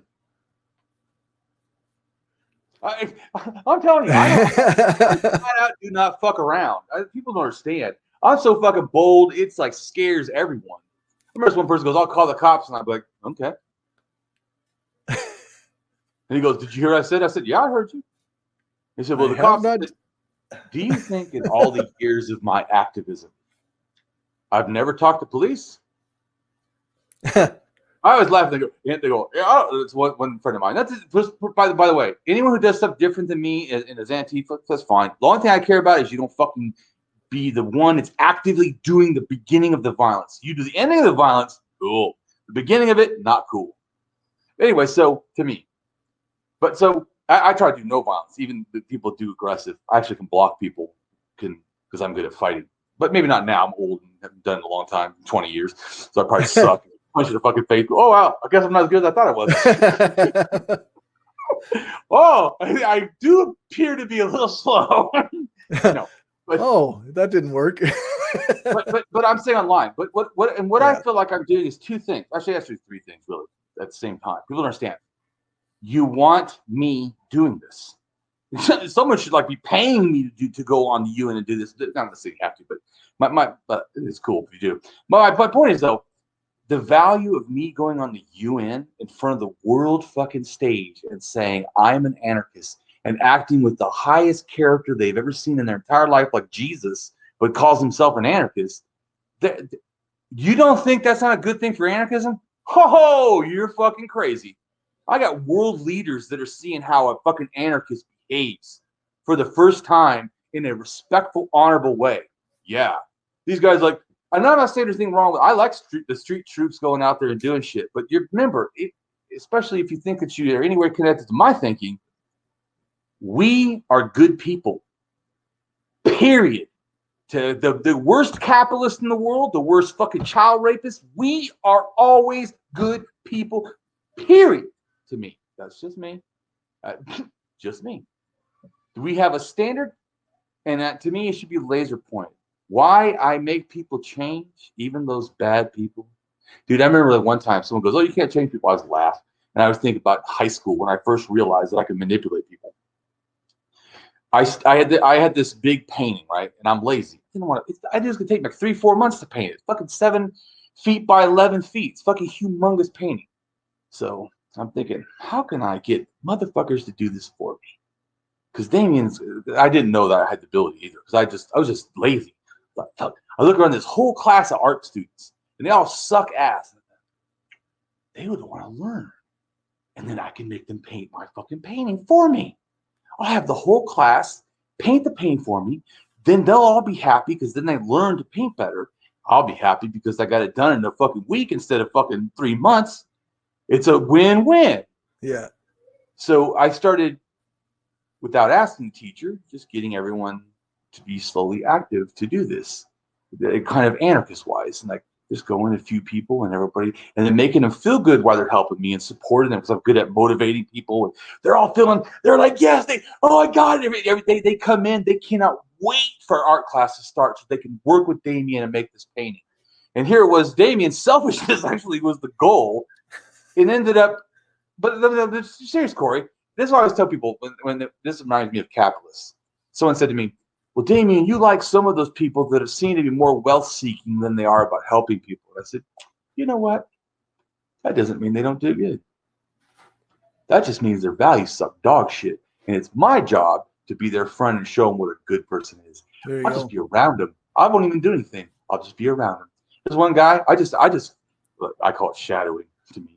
But I have all these little like things I do. But I basically just go around person, just nice to them. I do nothing. But they know who I am. I do nothing. He's a religious person and a total fucking capitalist. But I think he's got a very good quality as a human being, and I'm going to turn his ass an anarchist. Not because I'm going to fucking force him. I'm just going to keep being so wonderful. He's already gone to my page and liked some of my shit, including my atheist shit. And said, oh, I support you, brother. Oh, really? There you go. Does every atheist have random people that do not like them come on and say they're a good person, say that they like and support them? See, and I didn't ever push anarchism. I never pushed anything. In fact, all I did is I just keep doing the same thing every day. And I've done it for about 3 weeks. Great job, man. That's cool. Right on. You're really helping people. That's all I do. That's it. Nice. Nothing else. It is that behavior, though. It's that undeserved kindness that, man, you just fucking can't help but like him. You're like, fuck. So, but I'm not. But once again, I don't do this to try to hurt him. I'm actually care. I do think he's a quality person. I'm like, right. You make him not a capitalist and not, Right. It would be better if he just had better politics. Yeah. I'm just trying to change your whole world, man. Sorry. Yeah, but no, you're a cool exactly. person, though. No, yeah, exactly. But it's all out of care. I'm just going to say it's not acting me to hunt people down or something. I see a good person, and then my heart feels for them, and I go, right. I want to help them. If I can, I want to help them, and so I help them in a way they're not used to, because I actually just help. That's what I said about anarchism. I want anarchists to not just be known, say Antifa. I would love Antifa. Black bloc like a motherfucker, going and helping kids at schools. Black bloc is a motherfucker, going and feeding the homeless. Go out, I mean, a group of you, go out and feed the homeless. Yeah. Show them what the fuck good people are. That's what I do. I've gone and feed the homeless. I've gone and taken them. Even better, let's say you have no money, right? You're 16, you got no money. I'll tell you something you could do for fucking free. Go to a homeless person and find out about their life. Make them feel important. Hear them, and then tell them you care. Tell them they're valuable. Yeah. You do that once a month. How hard is that? Yeah. Once a month. Go out of your way. Show someone you want to say you're an anarchist, you prove it. Put up or shut up. Do you think that the only thing that should impress somebody by your anarchism is that you go active against bullies? Or should you be also that you help the needy? Because to me, if your only goal is to fight bullies, to me, you're missing something. If all I do is point fingers, have I not wasted time I could have done helping hands? Mm-hmm. I need to remember value. Not saying we should not point fingers, not saying we should not. Oh, believe me. My opinion is the right should never breathe without us fucking standing there going, hi, motherfucker. Yeah. You've wrecked somebody's life today. So to me, I want to shadow Nazis. Those motherfuckers step their foot outside of the door anywhere. I wish that we were fucking breathing on them. Now, that doesn't mean we hit them. I'm totally against that. I told you. But I want them to know they're never away from us. Yeah. That's my opinion. We just, hey, we're good people over here, and we see you. I love saying that to people. It scares the shit out of them. I like going, I see you. Yeah, I see you. And let me tell you something. I'm starting to wonder, and you know why. But I really don't. It's just to fuck with people, because people have these, just like you were saying before, when you try to talk about, you couldn't even help saying a good thing without a negative also. Do you don't think he's not thinking the same way? Oh, I know he is. You guys are programmed by society. So I go, I know how to go into society stuff and push your buttons. Yeah, easy, simple. You know why it's so simple? Let me tell you, you brainless fucks. Sorry. You people that need to think more. So lack of thinking is the problem. And just think, these people have been thinking for you. I'm just asking you to think for yourself. I don't know why people get so angry at me. Aren't I on your side? I want to hear what you think. So speaking of this, go ahead and tell us some more about, so once you got through your anarchism stuff, and then now, so how has it been? And do you feel that I have been any benefit, trying to help you? Or do you feel like some things you've been doing have been working better or something? Yeah, I mean, okay, so being an anarchist is fine. It can be frustrating because the world is how it is. but yeah, I think having somebody to talk to, somebody to bounce ideas off of, somebody who also gives you some of their ideas, that's always going to be beneficial, right? Like my communication with you has been great, even though I'm sorry I can't always reply because of various things. But also you understand. See, don't say sorry. Do I need you to? Just think. Just think for a second. Do you believe Damien required Cory to apologize? Just asking. Or do you think Cory apologized because of society? I'm just asking. Which would you say is more likely? I want to start a step back, if that's all right. I want to say that the reason that I feel the need to apologize for not replying to your messages is because I think that those messages, those images that you send me, deserve to be acknowledged. Well, see, now that is even better. See, and if you explain that, then that even makes it even more weighted as far as value. So then it makes me feel even more special that you're saying, because one sounded more like frivolous, and I had what I always tell people is called the ontology of something. It's the thingness of what it is. So you helped me to get the ontology better. And this is why people understand. That's why I ask questions too. Here I'm assuming, and I had it a little wrong. But a little wrong ends up being totally wrong. Because I'm thinking that this is a different line of behavior than it really was. So that makes me feel good because, and just so you know, I told you before, I don't share it so you like it. I share it because I care. If you like it, you like it. If you don't, I'm still going to share it because I care. Well, I was just saying. So I appreciate you sending them to me. I really care. Seriously, dude, I'm telling you. People ask anyone else. Do I do this for anyone? I think there's one other person that's kind of close to how I do this with you, but I don't. I would say I share you 100 times, and he gets like 3. So well, I appreciate everyone else it. 0. So just saying, this shows for you should understand then what I assess your value. If I spend 100% or 98% whatever on Cory or 97% and then 3% on this other dude and then 0 on anyone else, I don't know. Maybe Cory matters.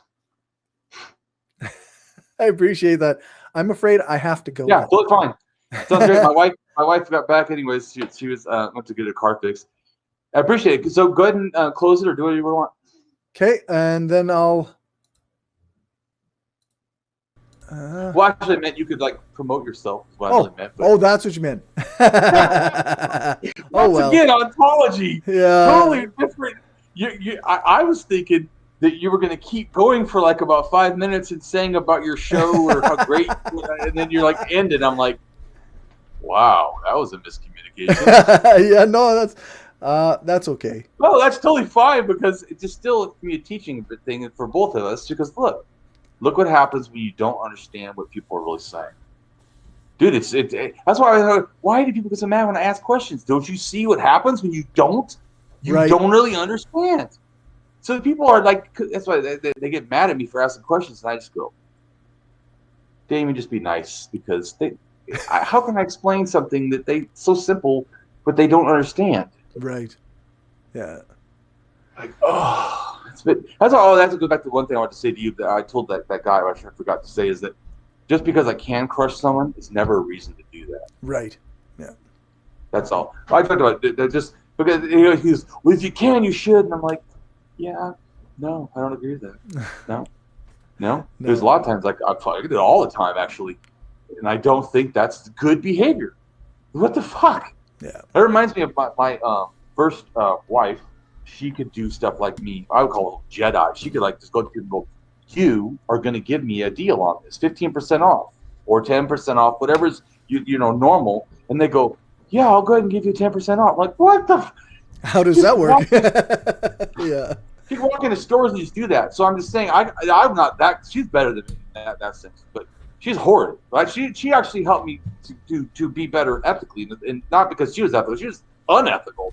But that actually helped me to realize that, wow, you can take understanding like mine and hurt the shit out of people constantly. And I kept thinking, that does not look like she's being a good person. So I thought, well, man, I better not do that. That looks horrid. Yeah. Look at how she's treating people. I see them like dancing monkeys, and I'm like, that's not good. That's not right to do, people, man. That's why I said I think that doing something like that, because if I can con someone, right, isn't that illegal? Why shouldn't it be illegal coercive if I have the ability, which I do have, to actually use my mind like a psychology weapon against somebody? If I did that, I feel like that is not okay. Yeah. Well, and we know, like... The reason I brought this up, too, is there actually is some state or somewhere that made some law that coercion could be chargeable against somebody or whatever. Yeah, because there have been lots of kids, lots of teenagers we know that have committed suicide because of online bullying. That's right there. It's not okay. I know, it's just not okay. That's what I'm saying. Hell yes, you're responsible. What the fuck? Yeah. Yeah, if you fucking horridly, manipulate people and then they go do bad things, yeah, it's your fucking fault. So we shouldn't say that what was it, Charlie Manson did bad? Isn't that exactly what we said he did? Right, exactly. Right. Yeah, exactly what he did. He never killed anybody himself. Right. He didn't do the killing. He coerced everyone else to do it. Yeah, I can do the same thing, but that's bad shit. No one should fucking do that. Yeah. That's why I was saying, just because you can, just because you can does not mean you should. If I have a gun in my hand, should I empty all the bullets? I mean, that's the stupidest fucking thing in the world. Yeah. Well, if I had it, okay, I have a nuclear bomb. Should I set it off? Of course not. Just because I have it. I mean, it just blows my mind. Yeah. Man. That's why my wife said, she's here, but I was gonna say is she helped me understand that we really need to almost. That's why I said I'm gonna go in seclusion. I just need to be out of the world, dude. I know so much. I read so much. It's just like I can't breathe. I threw up at night, 2 weeks ago or something. Yeah. I just need to not know the world because I see so much, dude. I die inside. It's horrid. Need one of those isolation chambers that you can just away from people. I see animals and loving people, and I just go stop fucking hurting me. That's fucking society, man. Oh, I can't even watch. I have to watch animal channels like fish and shit. And even then, sometimes my mind starts seeing their culture. That was picking on that one. Oh God, David, stop looking. Yeah. I can't even. I cartoons. Fuck. Yeah. But dude, so that's why I don't like reading. I don't like to watch stuff. Really, my favorite thing is to sit in the jacuzzi and nothing, or maybe talk to someone, go to a strip club. I mean, I'm like go to eat or talk. I like talk to deep thinking, but I really hate philosophers. They're so pretentious assholes, and they make me fucking vomit. Yeah, it's really hard to find good ones that are pretty reasonable and can listen and yeah. There's a few. I'm not saying there's none. No, there's some, but yeah, it's hard. They're few and far between. Well, I forgot to tell you this real quick about that guy. So I was in the convention, right? And I talked to that one guy about skepticism, and I blew his mind, right? So I go to eat. I forgot about it. He disagreed. He's I still think skepticism is good. It's like, fine, dude, it's good, fine. Right. I wasn't saying it's not good. I'm saying I wouldn't use it to describe all of my thinking. That's all I'm saying. That's it. It's not a personal attack on you. I'm like, dude. And so I sit down, right? And then he did take it personal. Ego. Come on. I did. I was like, I wasn't even. So I'm sitting down. He goes and gets his professor friend because see, he's a philosopher. He knows someone who's a better philosopher than him. Okay. So he went and got his buddy, and his buddy, as a total psychopath dickhead, comes and brings a chair. I'm fucking eating. Doesn't even sit and there's no. He can't sit. He puts his chair in between the two chairs and like I'm like, is this motherfucker for real? I don't even know this dude. I did not welcome you in. I didn't. You're just going to sit here and start harassing me about skepticism and rationalism, Right. and I like. And people think that I am the one that's uncouth. Like, dude, I'm the street kid trying to be good, and you assholes are acting like this. But let me tell you, dude. You know what I would have done as a street kid? I would have stood up and knocked you in the fucking head. I Right. just punched. You know why? Because the fact that you sat down was a disrespect that deserved to get knocked right off that chair. I might have done it with my foot. I might have just stood up and kicked him in his head. I'm not saying that's all. Not now, but I'm saying he doesn't understand like what I'd like to do. What I really actually will do is different. But it's just amazing that you guys think that if you can do this to me, and oh, you're so lucky. I'm a changed person. Yeah. Because how I'd react to this is so violently terrible. You would be shocked, and the police would come, and your medical bills would be a lot I have to pay for. But anyways, my point is though. But so he does this, right? And I'm thinking, what is this guy doing? So then he starts saying to me, well, what do you think about this? And I looked at him, and I said, you do understand that there is no such thing as not using reason to find skepticism truth. So you are always appealing to rationalism, not me ever. Can I? You know this is for a fact. Can I not be rational and yet not skeptical? Yes, I can. Mm-hmm. Can I be skeptical and yet not rational? Mm-hmm. No, I cannot. So I told him, all your nonsense you just said and all your stuff, I'm just informing you, is all invalid, and I just explained the syllogism of why. Thank you, and please quit bothering me while I'm eating. And he go, oh, his face turned all red because he didn't. Well, I'm not saying you're wrong. I go, no. What you need to say is correctly, yes, you are right. Thank you, and now please leave.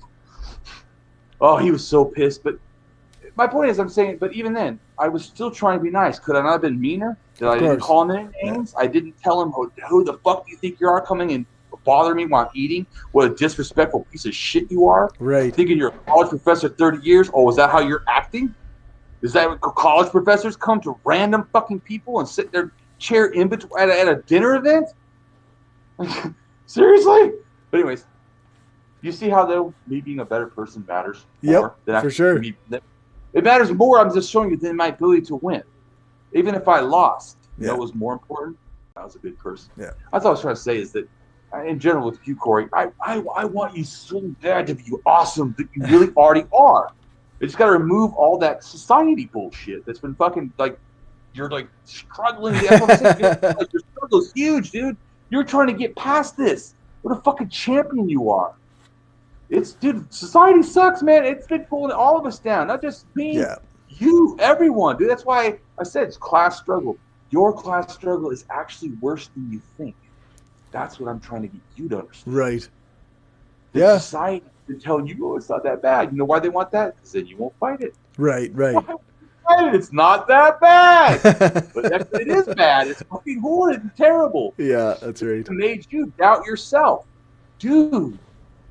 Especially you doubted yourself in front of someone who didn't doubt you. Man, why is that? That's cringy as shit. Ooh. But like I said, it's for the good thing. I'm seriously, you really are quality. I think you're amazing. Well, thank you. I appreciate. How about this? Just think for 1 second. Look at yourself. Step outside. Did you feel amazing when I said that? It felt good. See, that's what I do every day. And you see why the value of that is high, isn't it? It felt wonderful, right? Yeah. And it will make you feel good later. You might even treat your kids, your wife, you might even treat other neighbors better just because you feel better. Yeah. It's a high value. So doing this is, so I'm saying, don't just get into the fight without the help. Dude, the help, like that's why, by the way, that's why I totally love the red flag. I see the black as the anarchist and the red as the socialist, the helping. So it's never in balance. Yeah. It's actually always in balance. Yep. You get what I'm saying? It's always in balance, not unbalanced. Is what I meant to say. Right. Yeah. The whole concept is always that both have to balance each other. And that's, to me, I completely agree with that. Yeah. That we have to, like I said, we can't just point fingers. We got to do helping hands. Yep. All of us. 100%. So as I'm saying, I would love for Antifa not to just be known as goes and beats up, Proud Boys or sort of protects people. I would like to see Antifa out feeding children and feeding homeless and going and help people in need and stopping, that's the shit, helping Black Lives Matter, set up a table or something. Dude, and what I'm saying is I want him to be known as much for good as for fighting. That's me. Sounds good.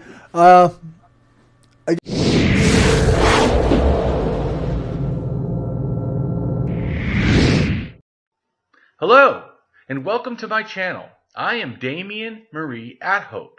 In the simplest terms, I am an atheist, humanist, philosopher, and prehistorical writer-researcher at DamienMarieAtHope.com. I am specifically an axiological atheist.